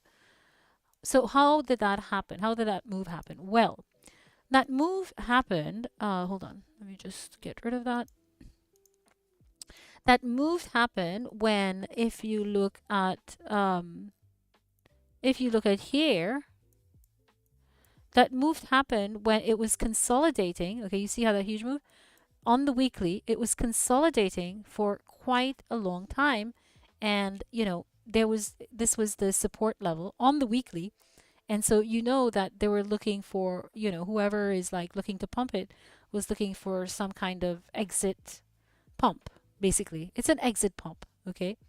I'm not saying I'm bullish on Wild at all, okay? I'm just looking for the tokens that will give me the pump. Near was the same thing, basically. All right, if you look on the weekly, it consolidated, all right, for a long time. Here's my band going green, all right, but I wanted to get in before. I didn't get in on near. I wasn't even looking at, these coins at that time. Sui, I think, did the same. Again, consolidated here. Okay, consolidated here for a long time. All right, then gave a little pump and it's done. Now, who else is doing? Is H bar? Oh gosh, don't tell me it's done. So did H bar do that? Did it give a little pump and then it's done? I'm hoping that there's a lot more to go with H bar. All right. So yeah, I'm positioned spot. Okay, on H bar. Ave, I'm hoping that Ave gives me a little pump. Basically. Okay, this was the resistance here. The support here for Ave. And well, it just broke that. So that's really I'm not liking that one. But then it's the weekly candle, so who knows? Maybe this would be like the last flush where everybody, loads up and then we get a nice little push.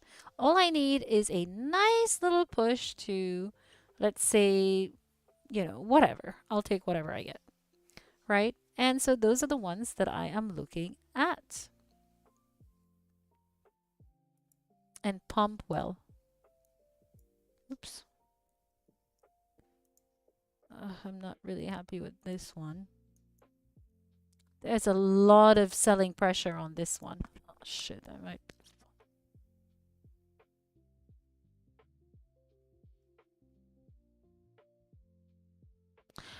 One thing I've noticed with pump is that when, there's a nice divergence, when pump, goes down, Bitcoin will go up. And when Bitcoin is down, pump will go up. That's interesting. Let's see what pump is. Oh, shit. Well, everything is down now. Forget I said that. Okay. All right. Let's go back to Bitcoin, guys. I don't want to. Okay. Let's see. Where are we going? Yeah. It's coming to 60. It's going to get all these guys here. And if I'm going to zoom it in, you guys can watch and see how they're going to pull these, they're going to move their stop losses. They're going to move their liquidation price, add to their margin, move the liquidation price. And you'll see here, this is where the pain happens, right over here. And price is refusing to leave that area alone. Okay, this is where the pain happens.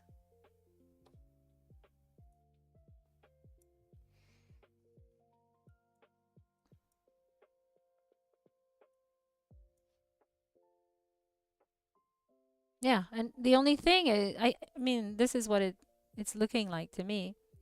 It's looking like to me that they're pushing the price down to fill up on their bags and go,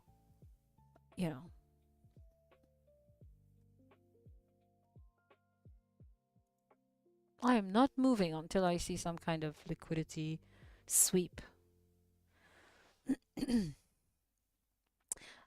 in mind that we are Friday, and so there is such a thing as the Friday or the weekend trap, and that will usually come about after Friday lunch. Or, I mean, what I should say is that I usually like to exit all positions after Friday lunch, so 2 p.m. or so. So I may not even get a trade here today.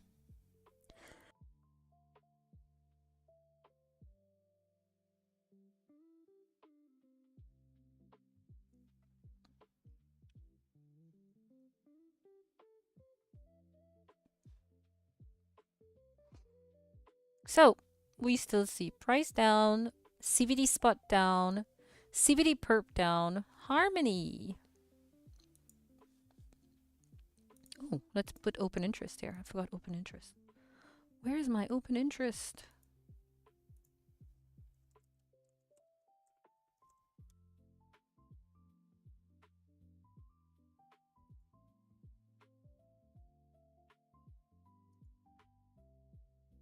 There we go. Okay, and open interest down, so it is Harmony. Meaning that I expect continuation. I forgot to put my open interest there. Alright guys, I'm gonna leave it here, I think, because it's already 10:30 New York time, and I don't see. Well, let's wait until we see the 60,000, 60K sweep.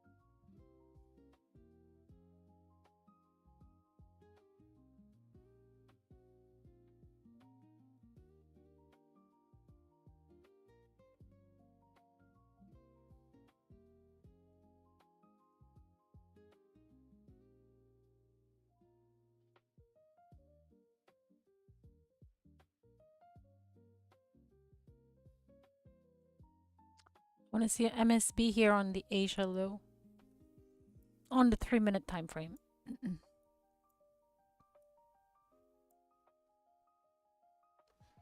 But not before we take out the 60K.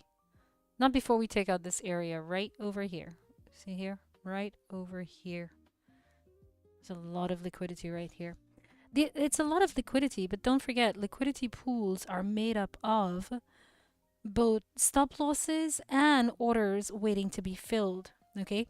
And participants, or big participants, will actually push price down to those liquidity pools in order to get their orders filled, or push price up to those liquidity pools in order to get their orders filled. All right? It's just the way the market works.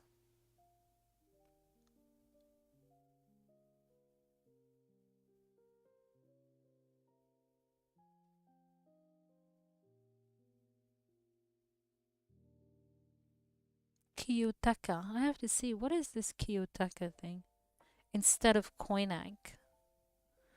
I don't know. Did you guys ever use Kiyotaka? What is it? I may have to try it out.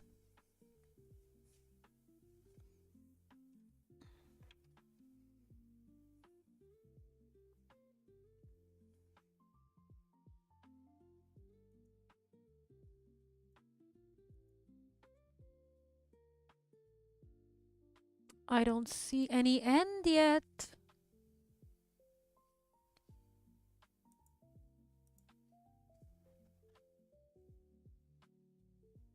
Well, let's have a look.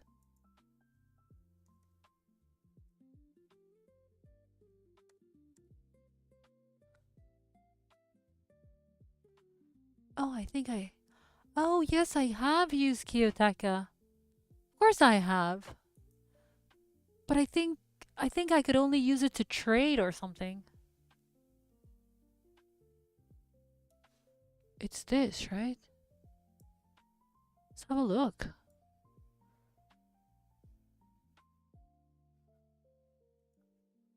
Okay.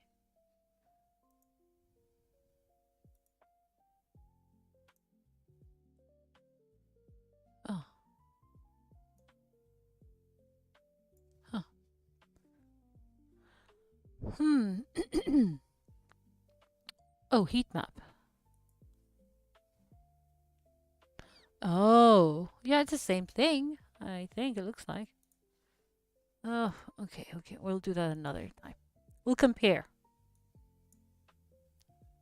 Compare platforms next time. I want to see what price is doing here. Okay, so it's the same thing more or less, right? The liquidity heat map. Where liquidity is resting. Where money is currently. Oh. Wait, did it hit 60? Not yet, no. Hmm.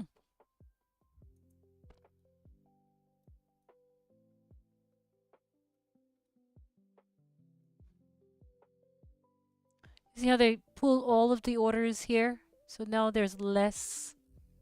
If you see here, right under price, okay, they're pulling their stop losses, etc., etc.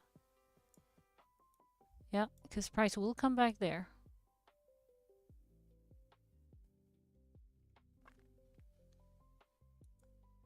Nope, not yet, guys.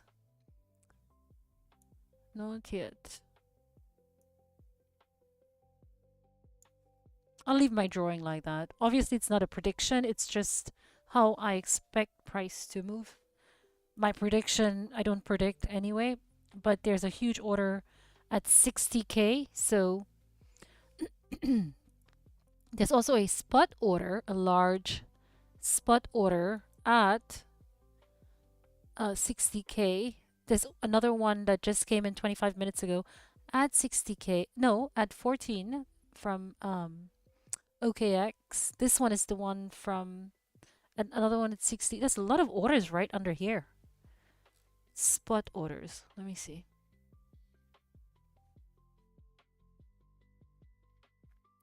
See, there's a lot of orders. Ooh, what was that? Okay.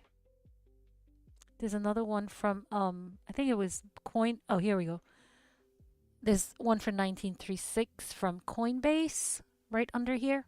So here, in order for all of those orders to get filled, because there's quite a large number of them, both spot and perps, price will need to, yeah, price will need to go there.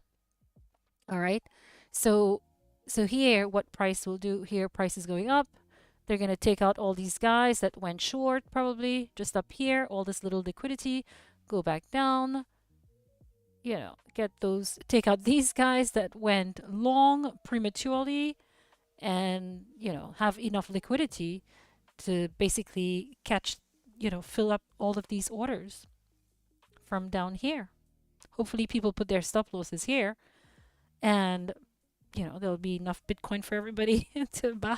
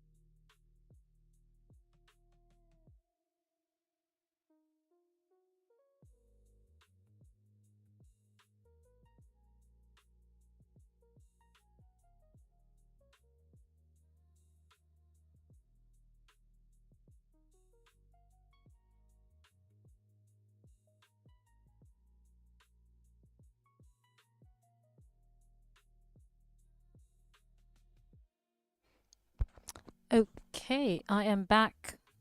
And you see if you had gone long without confirmation. So what is confirmation? If you're just looking at price, okay, on your price chart, confirmation would be a clear um, market structure break, right? So that would be a clear market structure break here with a body candle, not a wick candle. All right. And oops, that would be a bullish market structure break actually, right? That would be your confirmation. You see here, this was a MSB over here. Okay, bearish with with a body candle, with a body candle this here, right?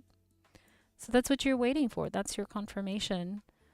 And if you didn't, if ever you see an MSB and you didn't get in, then you can wait for a retest of that MSB before entering. And you can go on to any time frame and find those. You can go on to the 3 minute, whatever.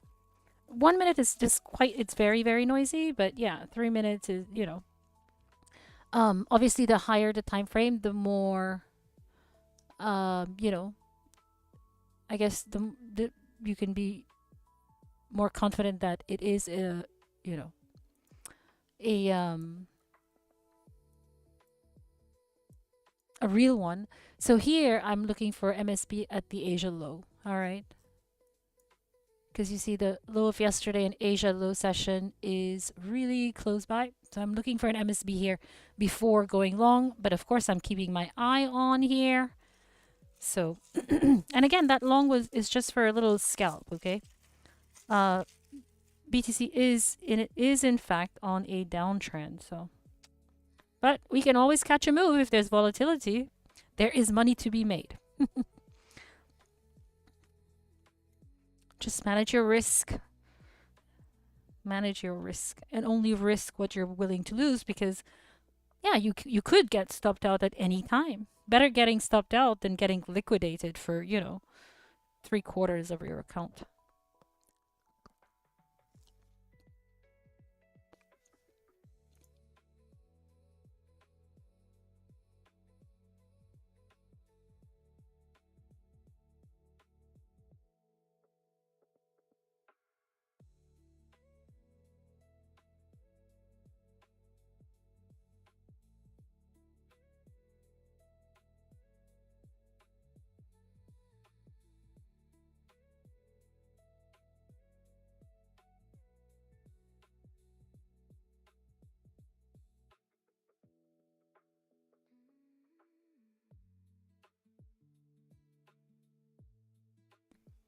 All right.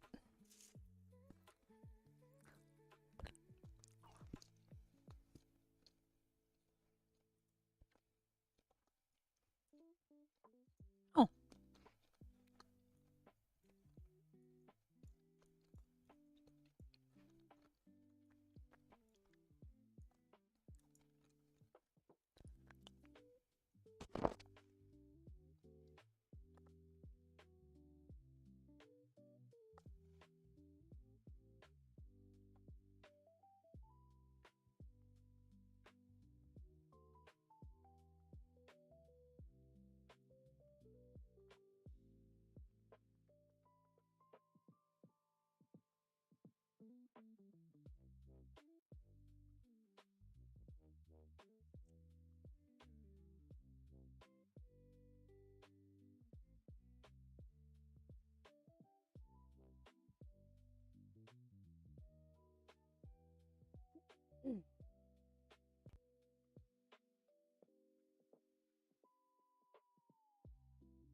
so how many of you guys went on a long and got stopped out, or how many of you guys are in a short?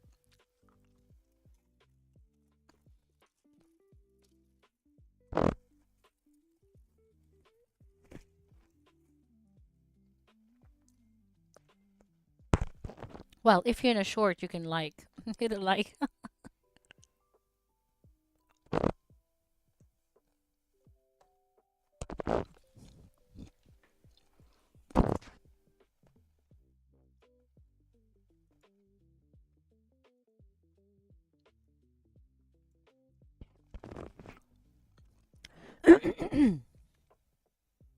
Sorry. Sorry for your ears. I was eating chocolate. Okay, here's a great example. This is what I wanted to point out. Here is a great example of open interest in CVD and price.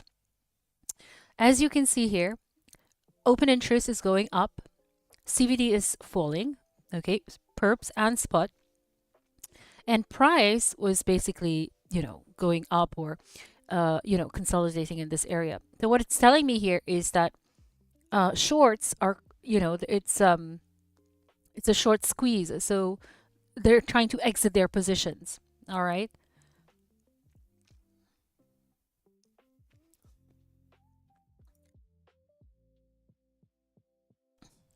So here.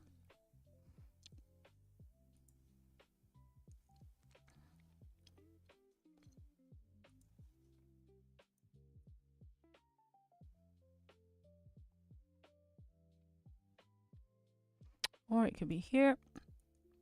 Now we go back down here. 60.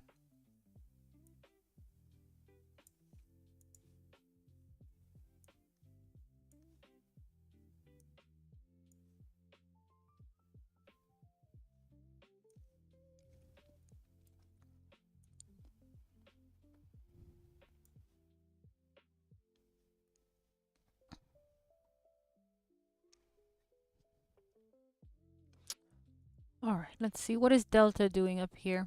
I'm sure it's absorbing. Yeah, there's a lot of buy. See?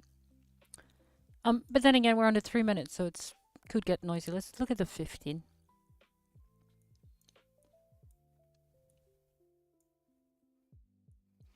You don't need to trade, if you don't see a setup. Okay, price is down on the 15. CVD spot is down. CVD cumulative volume delta. Okay, everything is down. Open interest is down. That is pure harmony. Funding rate is below. Okay, that's fine. Then we have, oh, look at all that selling.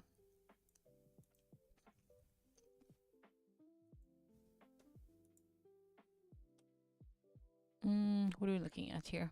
Okay. Okay, now let's see. What do we have here for funding on the 50-minute? Okay, so we have more selling. Okay. Then we have more aggressive selling. Okay, I would call that more aggressive selling than buying. However, below below price, we have a lot of demand for longs, okay? For spot. Below price for perps, we have a lot of demand for longs, okay? So this is spot buying and selling. This is perp buying and selling on the order book. So it's showing me the delta. How much of, is it more buys or sells that are weighting 1% above or below price? If it's obviously above price, it's going to be a sell order, okay? If it's below price, it's going to be a buy order. So who's weighting below 1% below price and above price? Current price. Okay, so each candle will tell you that. So this is a clear indication of the demand. Now you can change it to 3%. Some other platforms you can change it to 2%. Okay, but right now I can't change it, so I don't really know what's going on here. Anyway, 1% is fine. I don't mind. So this will give me like the immediate demand. Okay, 1% above and below price. Wait, okay, good. I thought I had no volume. I thought I was talking to myself. Okay, now here, let's have a look. So we're still consolidating here. No market structure break on price yet. So what is going on? Now, most of the times, what happens is that when I look at this the liquidation map over here on the side, okay, here, liquidation map. what I notice is that a lot of times, not every time, liquidation map, here we go. Oops, not this one. See, it's taking it out little by little, surely, but slowly but surely. All right, liquidation map, here we go. Where did it go? Did I remove it? Oh no. Oh, I got rid of my liquidation map. No, no, no.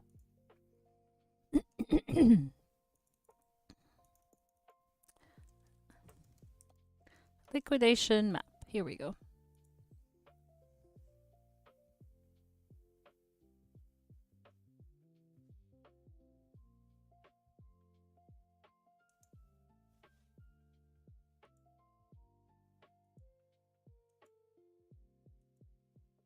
Oh, there we go. Good. So what I've noticed, like sometimes I would just like do like that. Okay. Now, this has not been back tested. It's something that I've just noticed like that.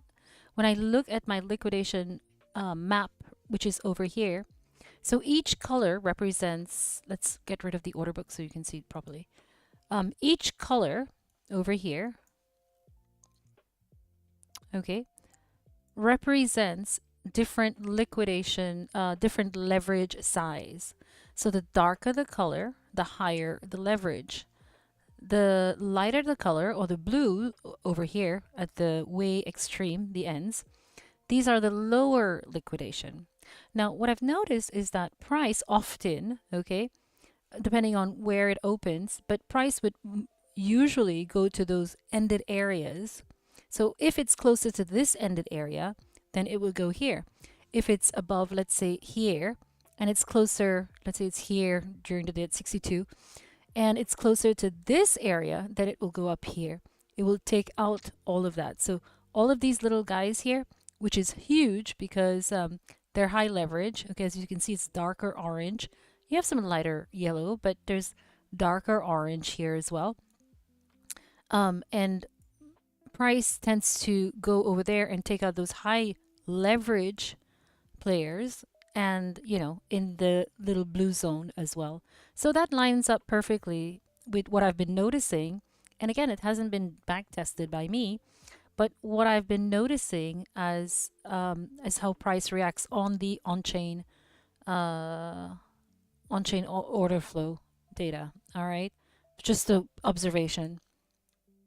I mean, you look at these things long enough, and for sure, you start seeing patterns, right? That's our superpower as humans. We notice patterns, and so that's a pattern I've been looking at. Sometimes I go against the intuition of the pattern that I've been noticing, and I think each and every time that I do that, then yeah, I probably like get stopped out or something.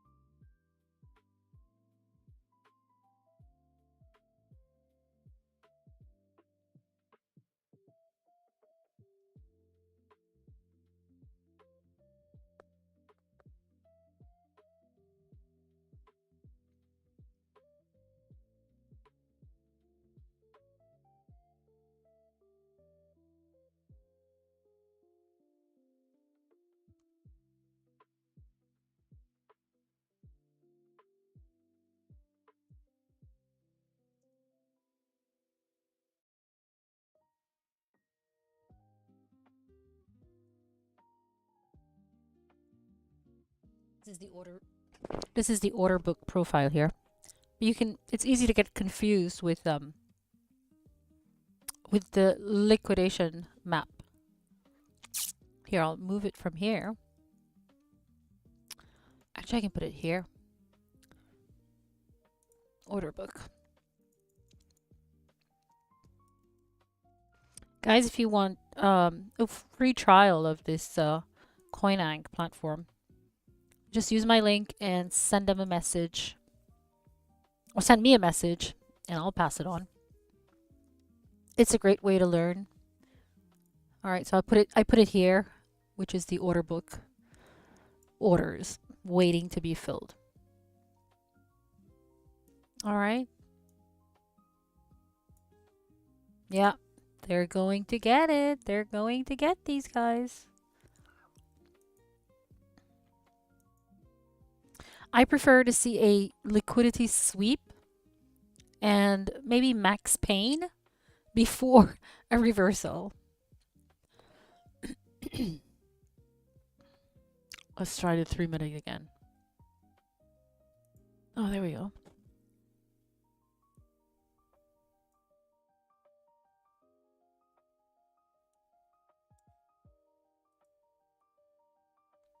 Okay, we can watch it together. So this you could if you pay close attention on the liquidity heat map, okay? Liquidity heat map because it's where liquidity is resting, stop losses and orders ready to get filled. You'll see that the stop losses that are there or the walls that are there can sometimes get, removed. They can like move their stop loss. There can be orders that are being spoofed, so they place orders there, and when price goes closer, they remove it, trying to trick you and me. All right, so all of those things you can pay attention to here. Here we have two nice little order blocks on the buy tail, which is support, but it looks like price is not respecting that support area. So let's have a look.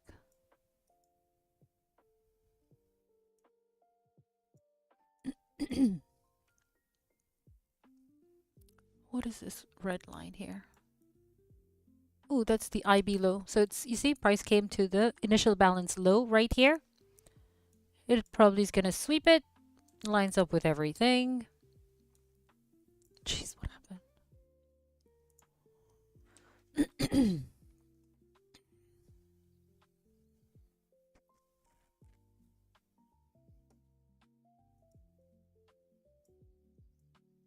That's actually another strategy that you can use from the initial balance low to the initial balance high. And that's the, I guess that's the opening low and high of the day, of the session. All right. I don't do it. I mean, I just stick to one market break of structure, bullish or bearish gap, confirmed by CVD, open interest, absorption, delta, and liquidity. That's all I do. Mhm.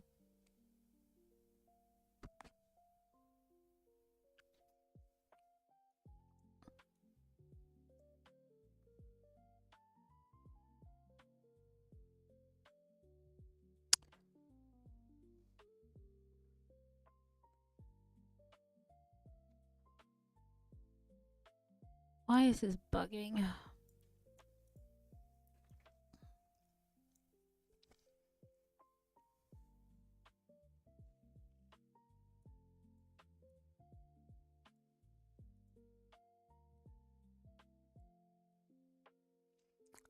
Here you can toggle back and forth on your liquidity heat map to see the liquidity threshold, okay, that you would like to. So I like to keep it like that.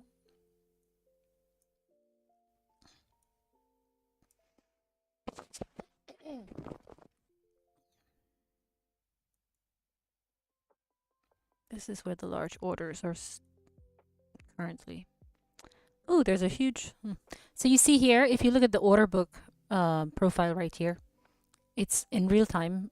Okay, you can see the orders, getting pulled many times. Let's see if we can make the steps bigger in percent.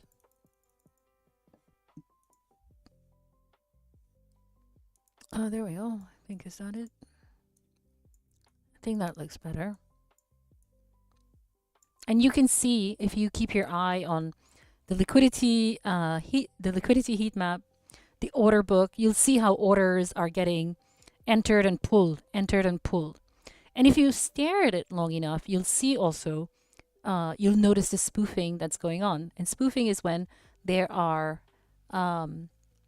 fake orders that are being placed on the book so that it can trick the the trader to go to that area only to have the order pulled from the book so that, I don't know, they can get your liquidity.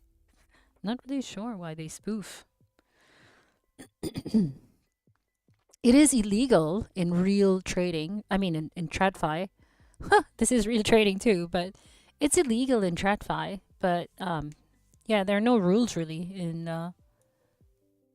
in crypto, right? So for now, it is what it is.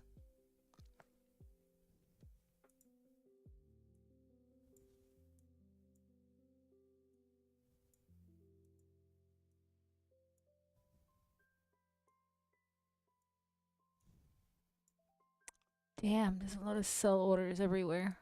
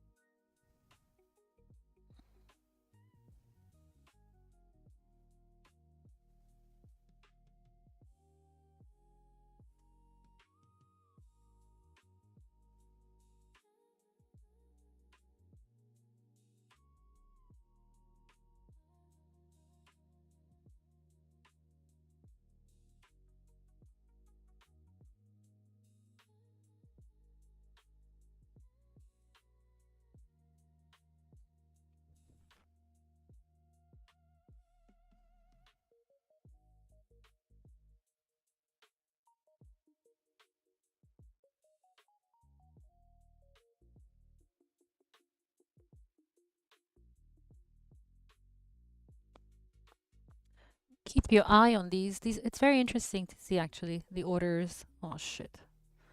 It got pulled again. The liquidity heat map. It's very interesting to see how they pull their orders or they move their orders.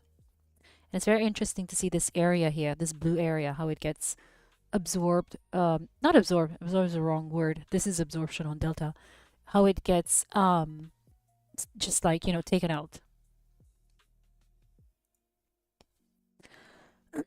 Hmm.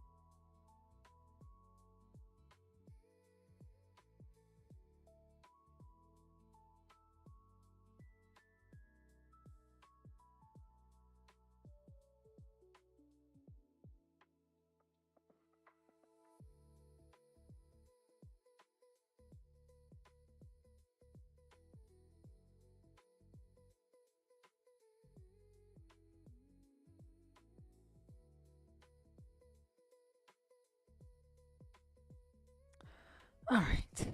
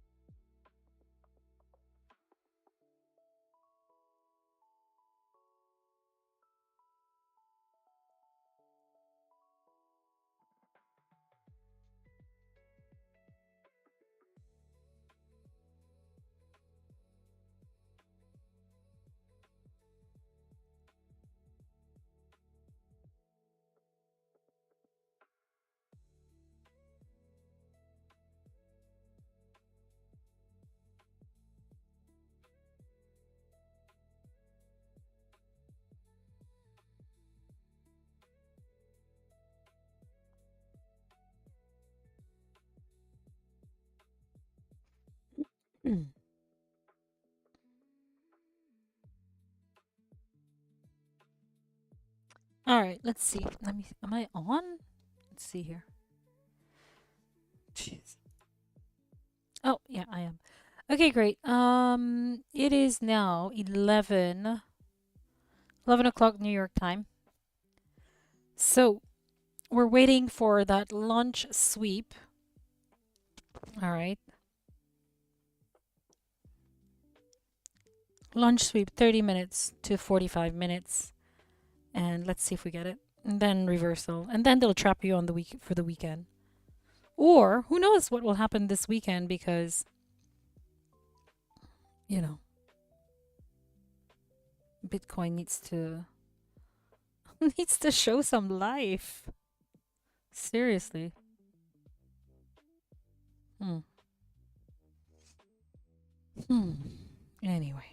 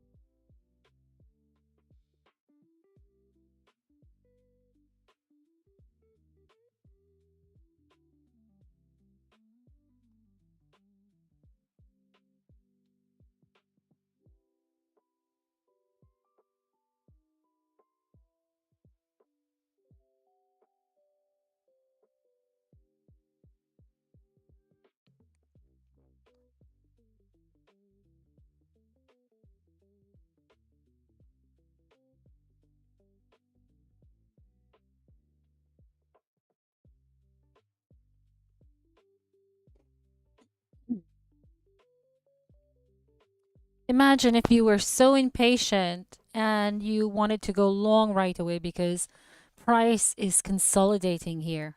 All right. Can't do that. You have to wait. Wait for confirmation.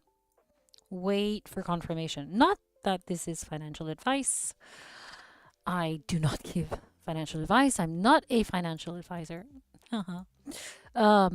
Yeah. So this is your confirmation, again, would be the market break of structure. A market break of structure will tell you that the trend is changing. Okay, so we're currently on a downtrend. The trend is your friend, up or down.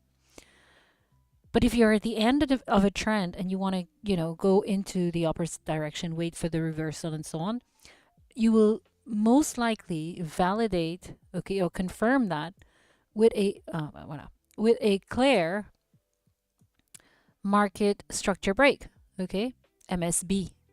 So I'm waiting for a bullish market structure break here.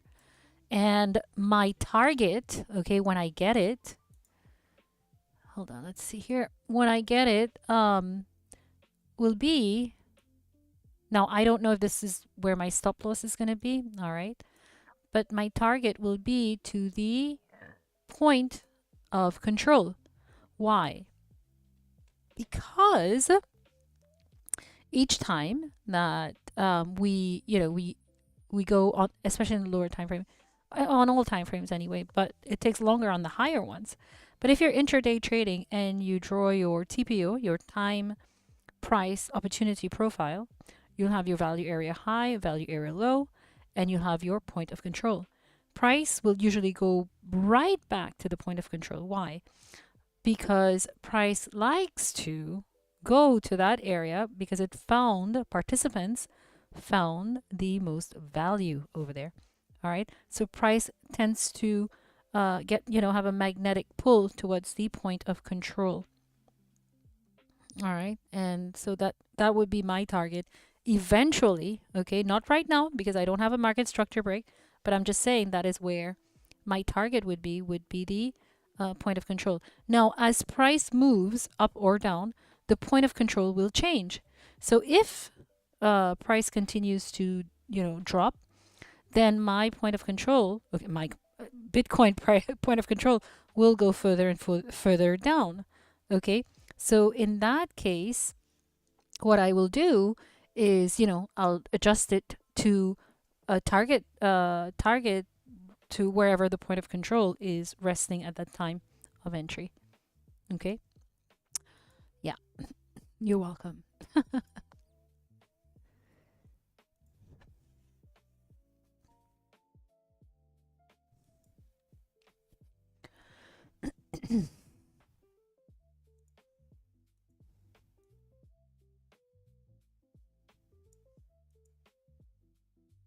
Oh.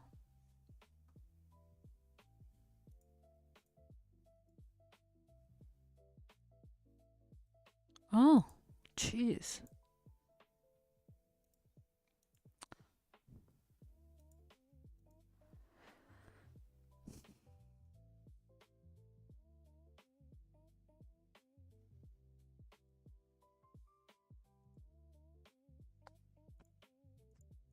Yeah, now I could.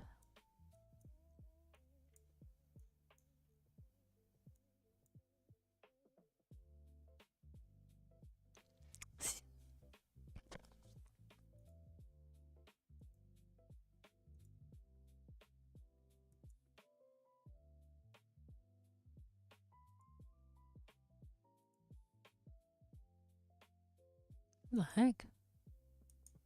See, look at here now. As you can see here, there's a change already on the liquidity level. Okay, this is all liquidations, okay, waiting to happen. Why? Because participants are going long prematurely. All right, I'm not talking about the liquidity heat map here.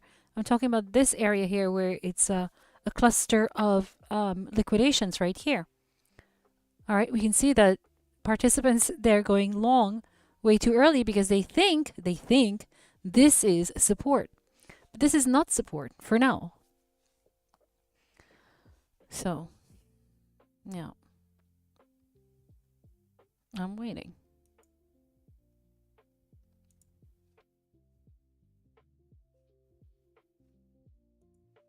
Damn. All right, I'll be back.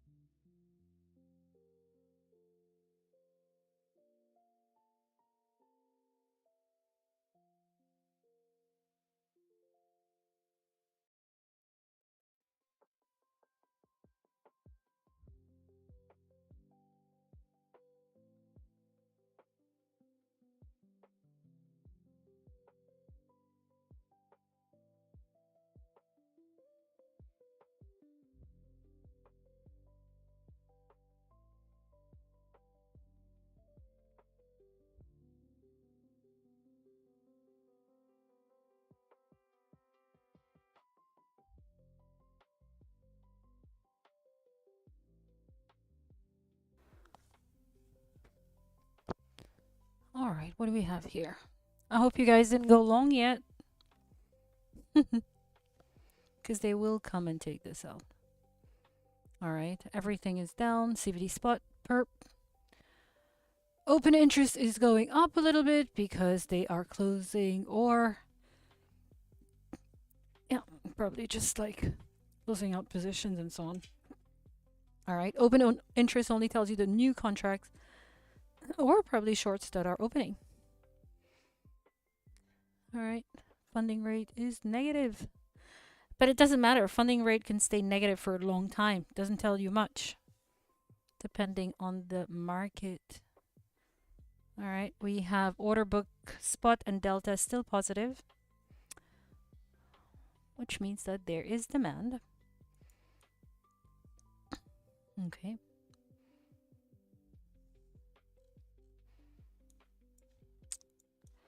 We have some buying here, but it's being absorbed by passive sellers. So we have aggressive buying, market order buying that is being absorbed by limit order selling, passive selling, right?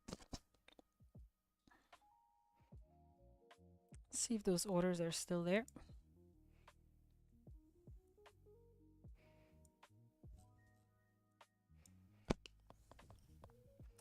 All right, these are large orders, spot and perps from Binance, CoinAg, OKX. So we still have that large order waiting here at 59,942. So 59942. There's a 4.2. There's a whole bunch of them here actually. From 60 to 59. Yeah, whatever. Up. So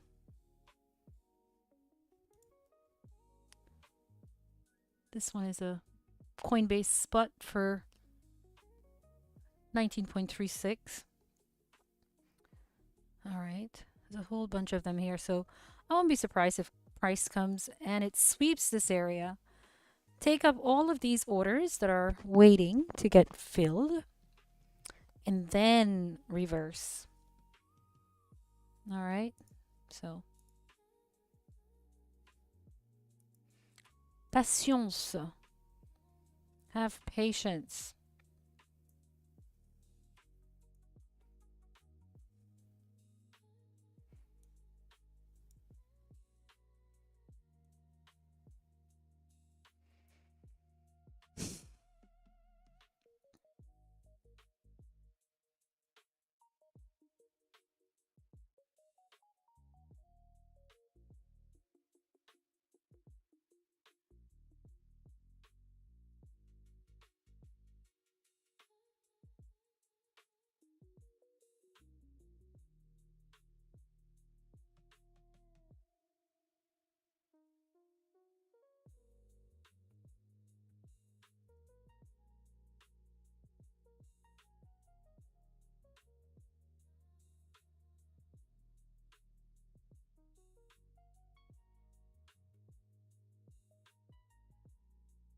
Just having a look at the different time frames here.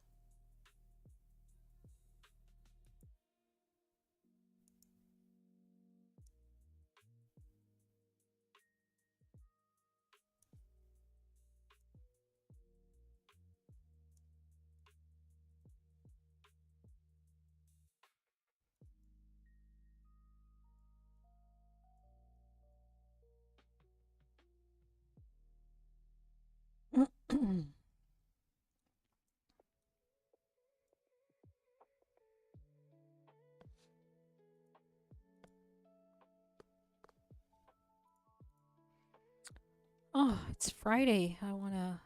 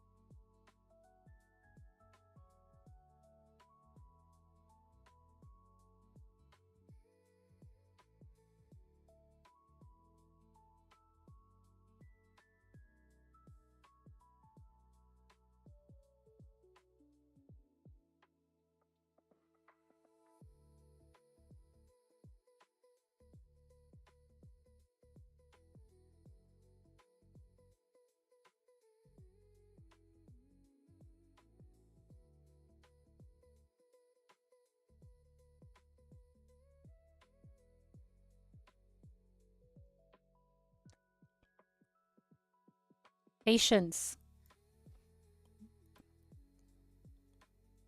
One of the ways that I caught myself when I was, that I learned how to stop FOMOing is whenever I used to enter positions and my heart would race and I would feel like, oh my God, now, now, otherwise I'm never gonna make it, right? FOMO, fear of missing out. And so what I did to change that was because whenever I entered with that feeling, I would always lose my trade, right? And so what I did was to fight that. I don't care how the setup looked. Whenever I had this heart racing, or I was like really anxious to get into the position, it's now or never. I would actually stop myself. I would stop myself and I'd be like, no, let's wait and see. Or I don't know, I would just stop myself from entering right away. And would you know that killed my FOMO? Like, I mean, maybe I do get FOMO here and there every once in a while. Like with WorldCoin I did, but I waited for my setup. And that's what I did. I stopped myself instead of just entering randomly like that. And I just like, okay, I'll wait for my setup. I don't care. I need to wait. And that was a real test of like how if you can really do it, like your I don't know what I forgot what you call it. Yeah, so that was a great way to just stop and basic basically, see if you can control yourself. It's not the word I'm looking for, but that's what it basically means. If I could stop and control myself when when I felt myself getting FOMO and feeling myself getting FOMO again was me with my heart racing and, like I need to do it now. And I mean, the risk was what I was willing to lose. So it's not like, I was like entering any large amounts where I'm risking my car or my house or whatever. It was just, I don't know. It's just I guess it's that mentality of trading before you become like a patient and calm trader. I think that's what it is. And this is it. This is what trading is. Most of the times you're just watching price, like this. If you can trade in a bear market, you're probably going to be able to trade in a bull market, right? Because that's when I guess the FOMO kicks in like a lot more. I know. I've been through two of them. But anyway, yeah. So the same applies, by the way, for stocks. And I'm going to be trading stocks as well as crypto. I'll never leave crypto. I love crypto. I love blockchain technology. I really do. But anyway, stock, if you can read price on one chart, right? You can choose another, like the Nasdaq or, whatever. And I traded QQQ on BitMEX using USDT, and that was actually not a bad experience. And now I'd like to like start looking more into just different stocks, not a lot of them, but yeah, start looking at how that instrument operates. I'll choose one or two of them, and I'll focus on those two stocks plus Bitcoin and the ones that I like on in crypto. And yeah, because I think this year is going to be yeah, it's a pivot time. I know a lot of people are pivoting from crypto into stocks. And who's to say if you can trade? Who's to say that, you don't necessarily have to say crypto is dead. It's not dead, right? So long as you have volatility, you have a trade. So, how many times did crypto or Bitcoin or whatever outperform other, yeah, other stocks, right? So, yeah, it's just a different time. It's Bitcoin's bear market. So what? And every 4 years, it's the same thing, right? We've been 6 years, 6 months into the bear market, so we have another 6 months to go, and that's fine.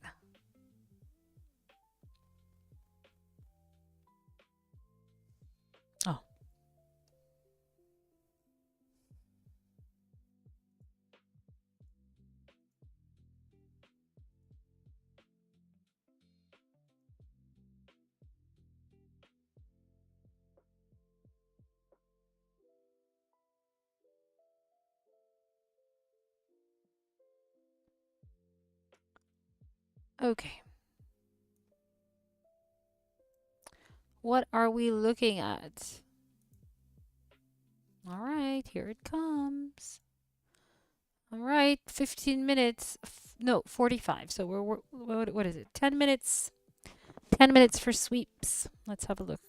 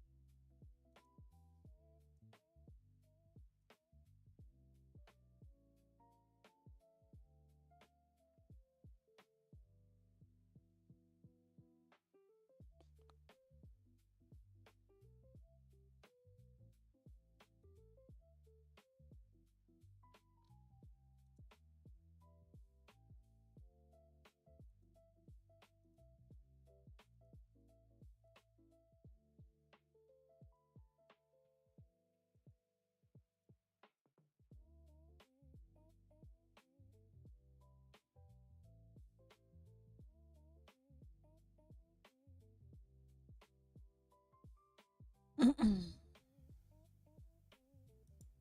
Oh, here it is.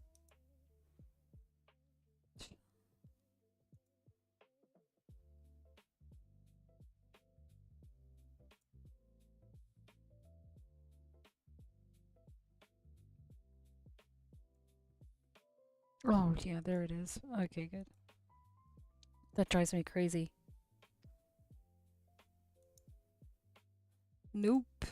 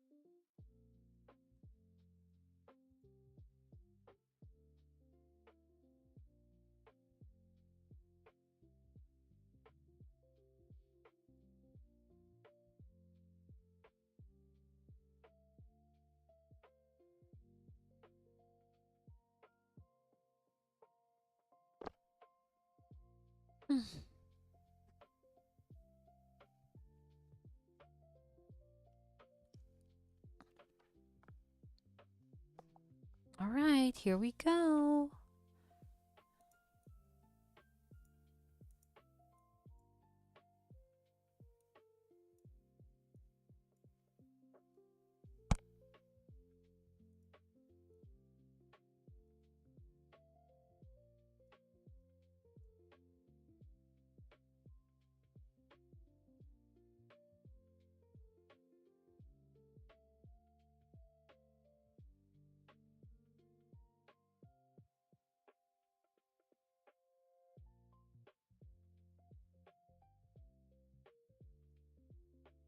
Here we go. Volume is coming in to 200% volume decrease to the downside. That's what my red vector candle tells me. Uh-huh.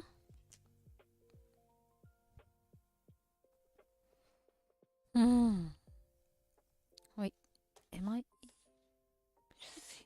does it say here? Okay, good.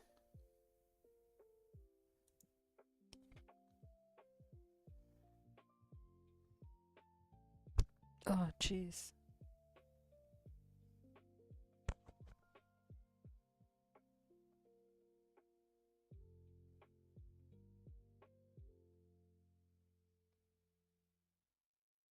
Hmm. It's funny. Everybody's panicking that Bitcoin is going down. but it happens every single cycle. Happens every 4 years. It goes down, right? Yeah, maybe we'll see 40, 45. I don't know.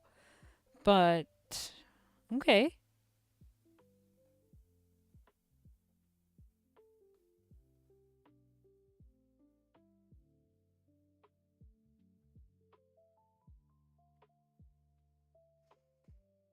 Mm. It's a great time to double down on learning. That's all I can say. Damn, mosquitoes are coming.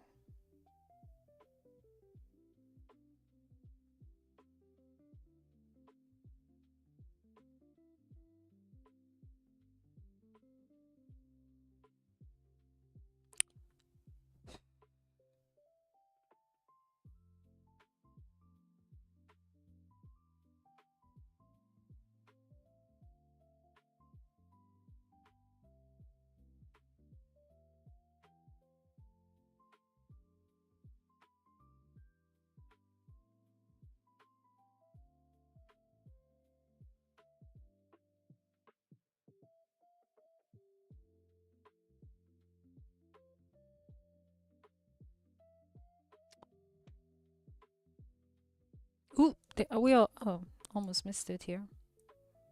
There we go. That's the pain. Here goes pain, guys. I hope you're in for it. Look at all that pain.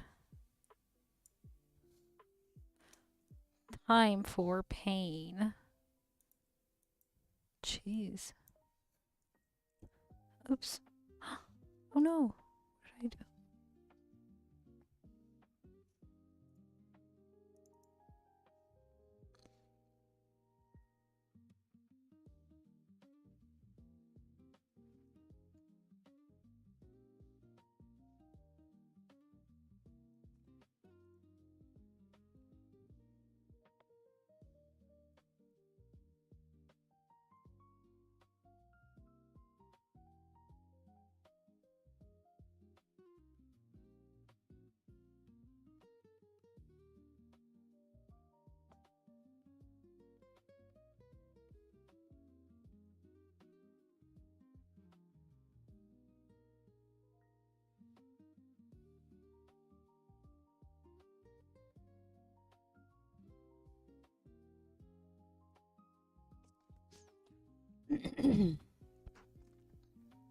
Oops. There we go. All right.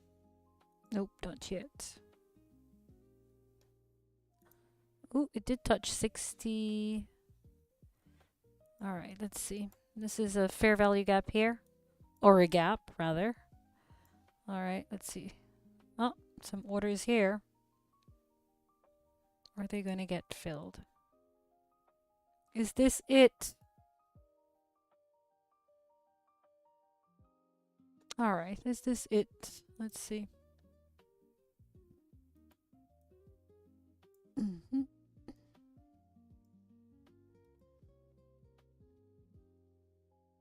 So I'm going to make my MSB here because that's where. All right, I want it to break the wick. All right. I can also drop down to the 1 minute for an MSB, but yeah, that won't give me a.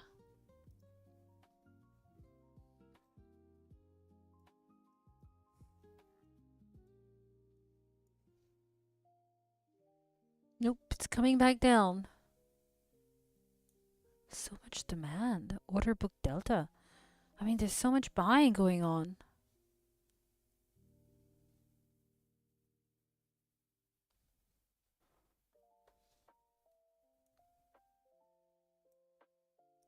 Hmm.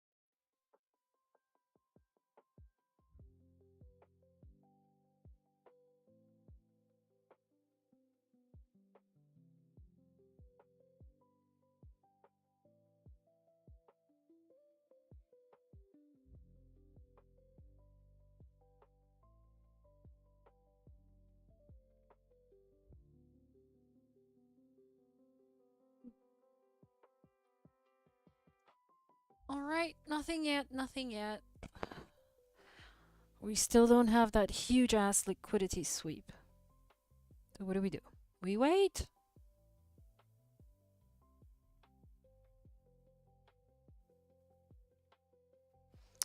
Alright, I'm gonna go and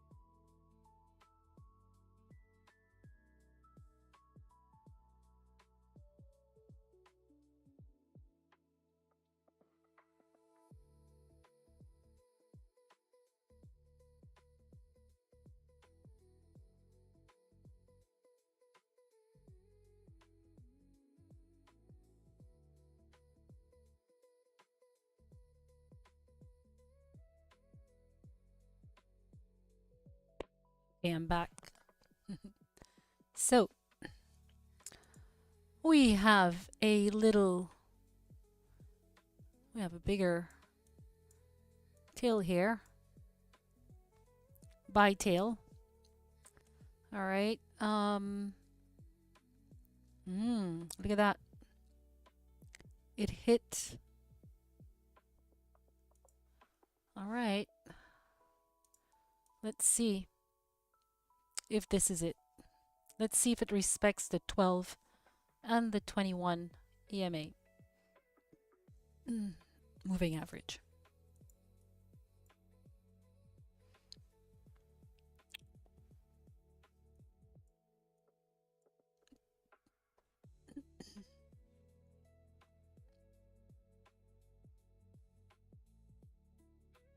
Or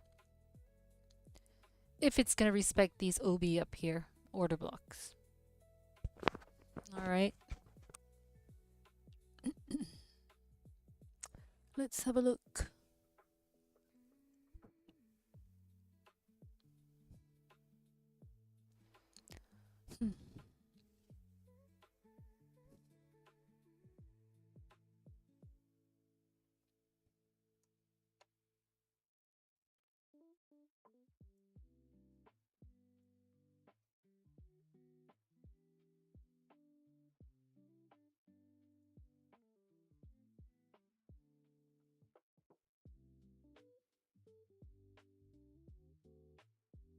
How do I go?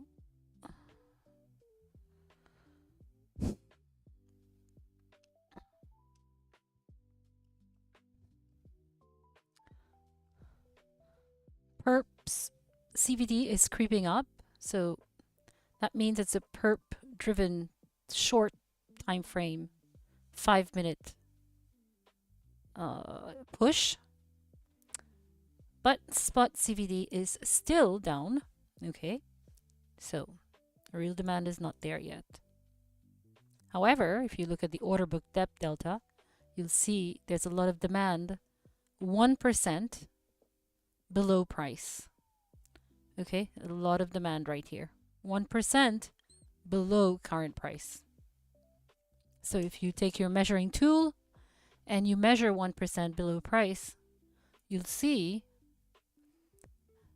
here we go.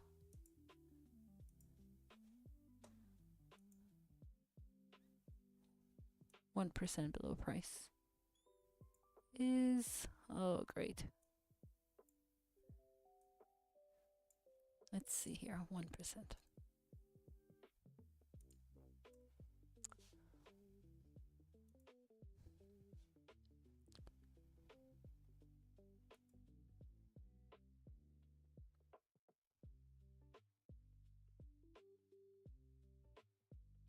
About here.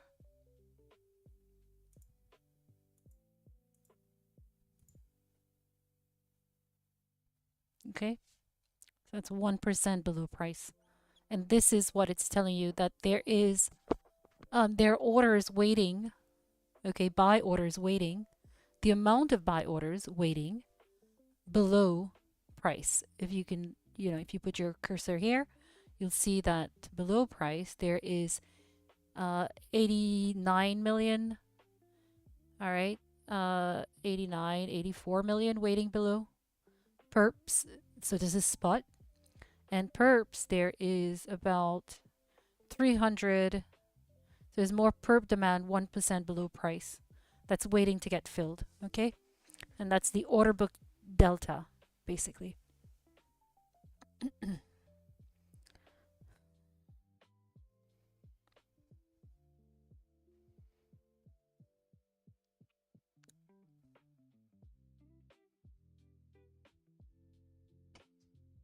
I don't know how to go live on X, actually. That would be cool if I can go live on YouTube and on X.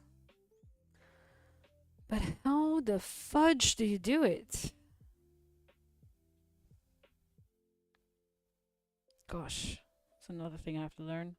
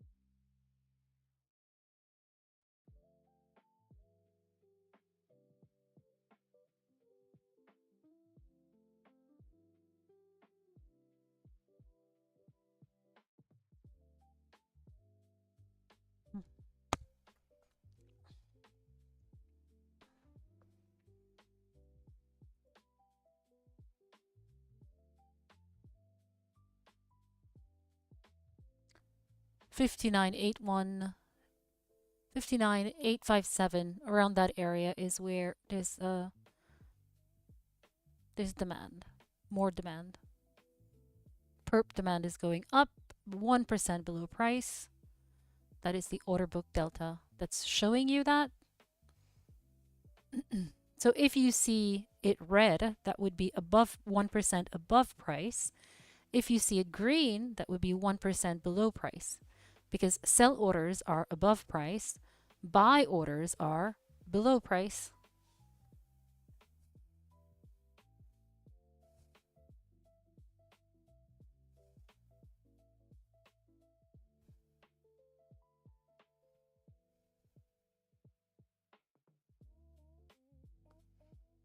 Gosh, there's so many mosquitoes coming in.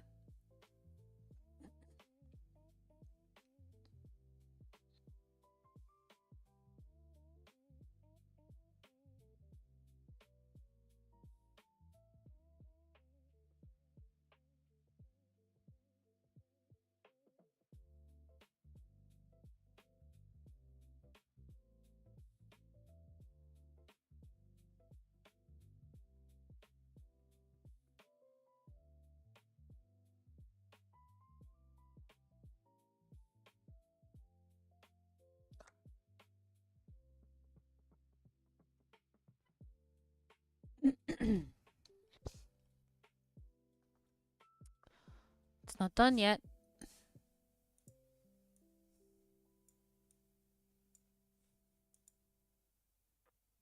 The fuck?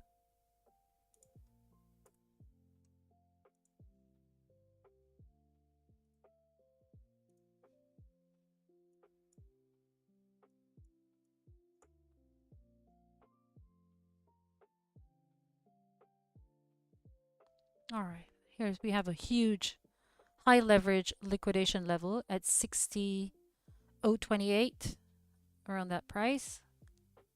All right. So there should be a lot of orders just waiting to come here.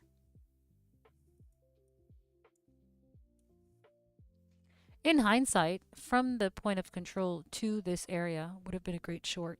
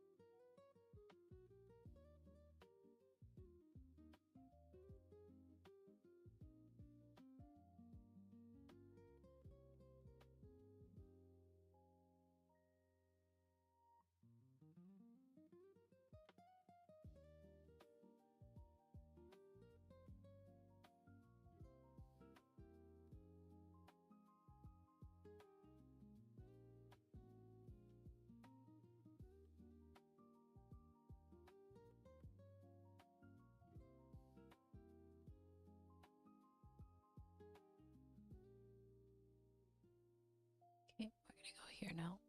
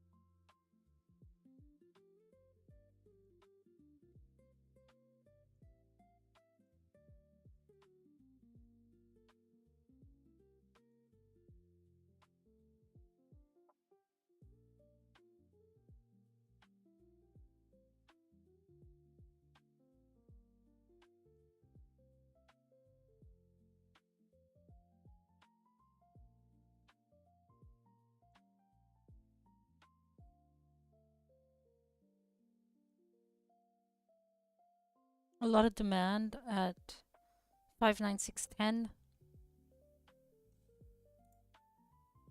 Damn.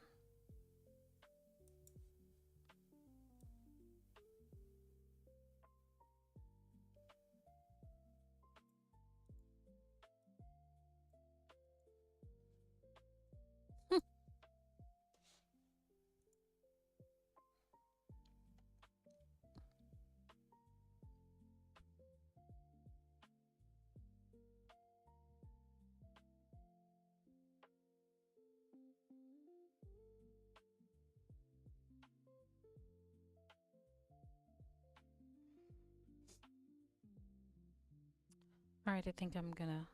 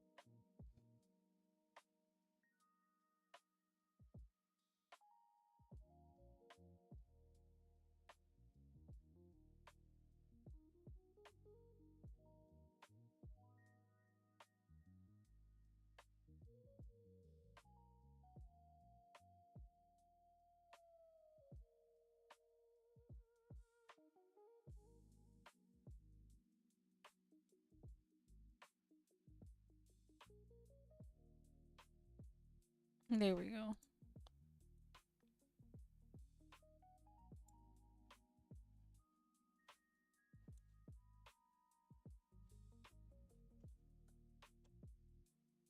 Mhm. That's what we wait for. Patience.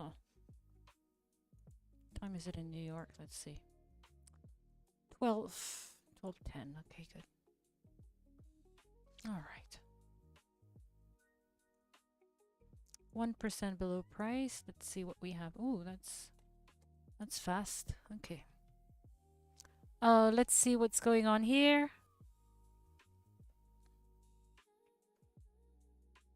All right. Let's see if this is it. And I'm just talking about a little push. Nothing fancy. Let's wait for the MSB market structure break. Let's wait to see CVD spot picking up here on the 5-minute, CVD perp picking up here.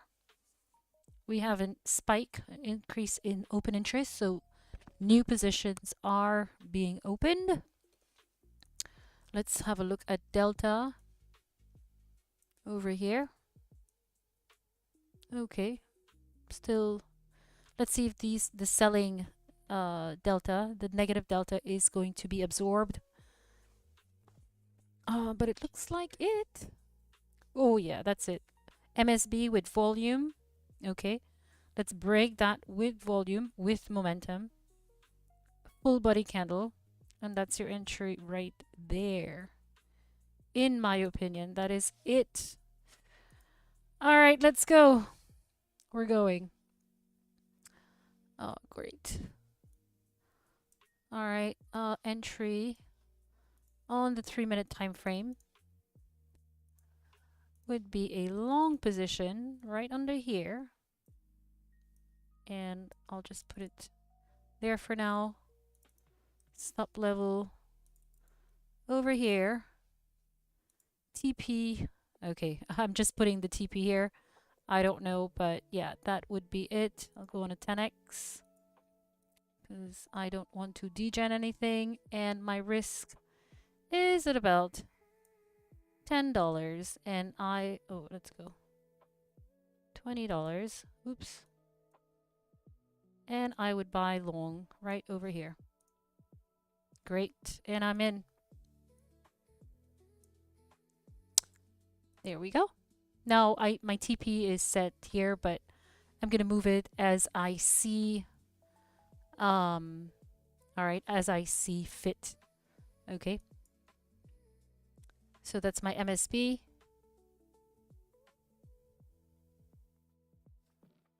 Okay, that was a clear structure break. If you want to be safer, okay, and you want to wait for an MSB over here, a bullish MSB, so a momentum candle, okay, that's breaking through here, then you can do that. For me, I want it to be a little riskier, so I waited here, okay? And I want to see momentum on that break. And that's how I entered. Oops, you didn't see that, did you? Okay, yeah. There we go, sorry.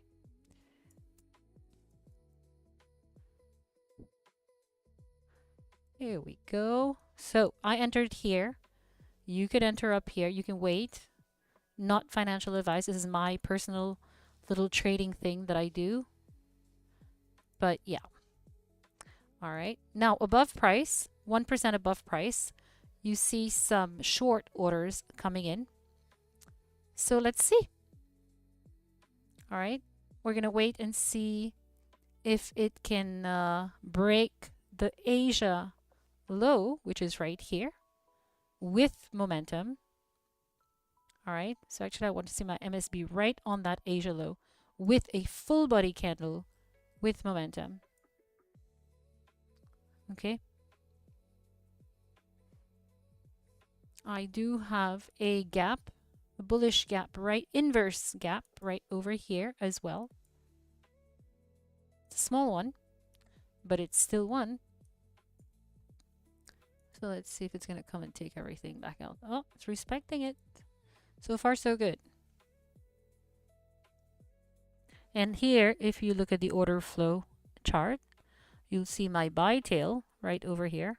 Okay, so this should act as support. As a matter of fact, if you want to put a very tight stop loss, as a matter of fact, my hard stop would be under this area. If this area fails under here, 59739, if it fails, then my trade is invalid. So what I'm going to do is, if that fails, okay, I'm going to put my stop loss right under here. If it fails, I want to be out. 59672. All right, so I'm going to move that up here, as a matter of fact.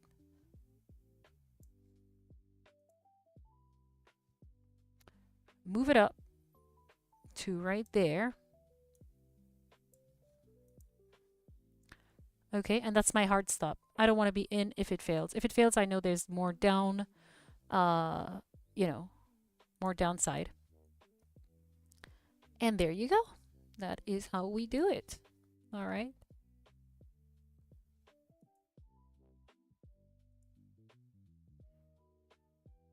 This needs to break. It looks momentum-ish.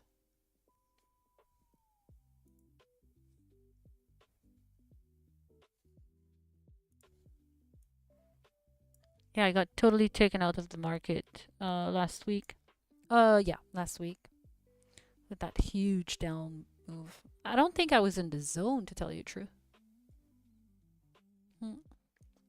It is what it is. The thing is, when you learn a skill, it's okay to lose, right? Because you know your skill will help you, you know, recover that eventually over time, compound those wins. I don't know. You know, as traders, we're always, the fight is really with us, right? It's in us. It's nobody else. It's us against us as traders, right? So as you can see here, another thing I wanted to point out is like price came here, all right, and it took out all that blue area. Okay, obviously there's going to be low leverage liquidation levels waiting all the time, right? Price is always moving, but the area we were focused on earlier was just below here. This is where the large orders, let me show you, were resting. So those large orders probably got filled. Let's have a look. Oh, we have still some other ones there, but normally they should have been filled. All right. Yeah, so some large orders that got filled under here. And that's all I want to see. So you see, this is the area here, this MSB market structure break that is trying. But with any luck, we get a market structure break up here on the Asia low session area. We have 1 hit, 2 hit, 3 hit is a charm. Well, 4 hit as well, but yeah. So 1, 2, 3, and another one. So that's what we're waiting for. And that's how I enter my trades.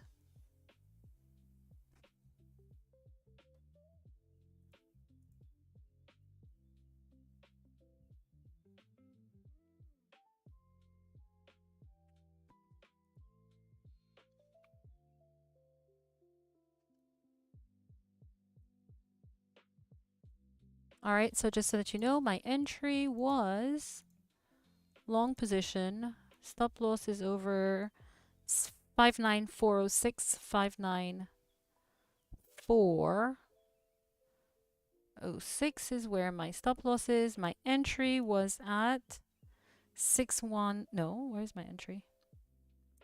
Damn. Entries at 61008. This is the 3-minute anyway. 61008 here. Oh, was that my entry? Okay, so right here. That was my MSB. Okay. And my target is up here. I can even move my stop loss at this point there. So I'm going to move my stop loss up to 59. Shouldn't come back down here. All right, I move my stop loss now to 59705.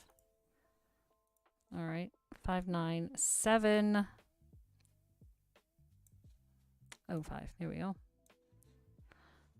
All right, let's see.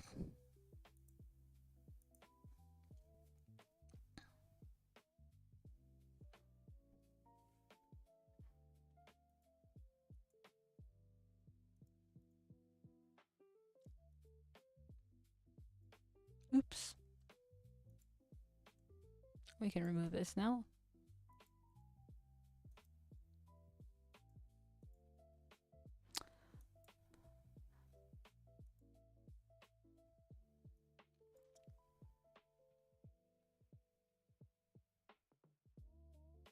So I'm going to watch how price reacts over here.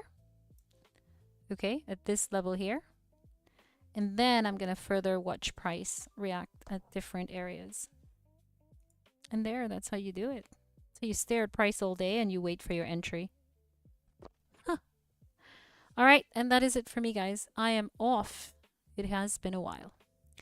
If you enjoyed this, like, subscribe, and go sign up with BitMEX. See you next Friday for another live. Bye-bye.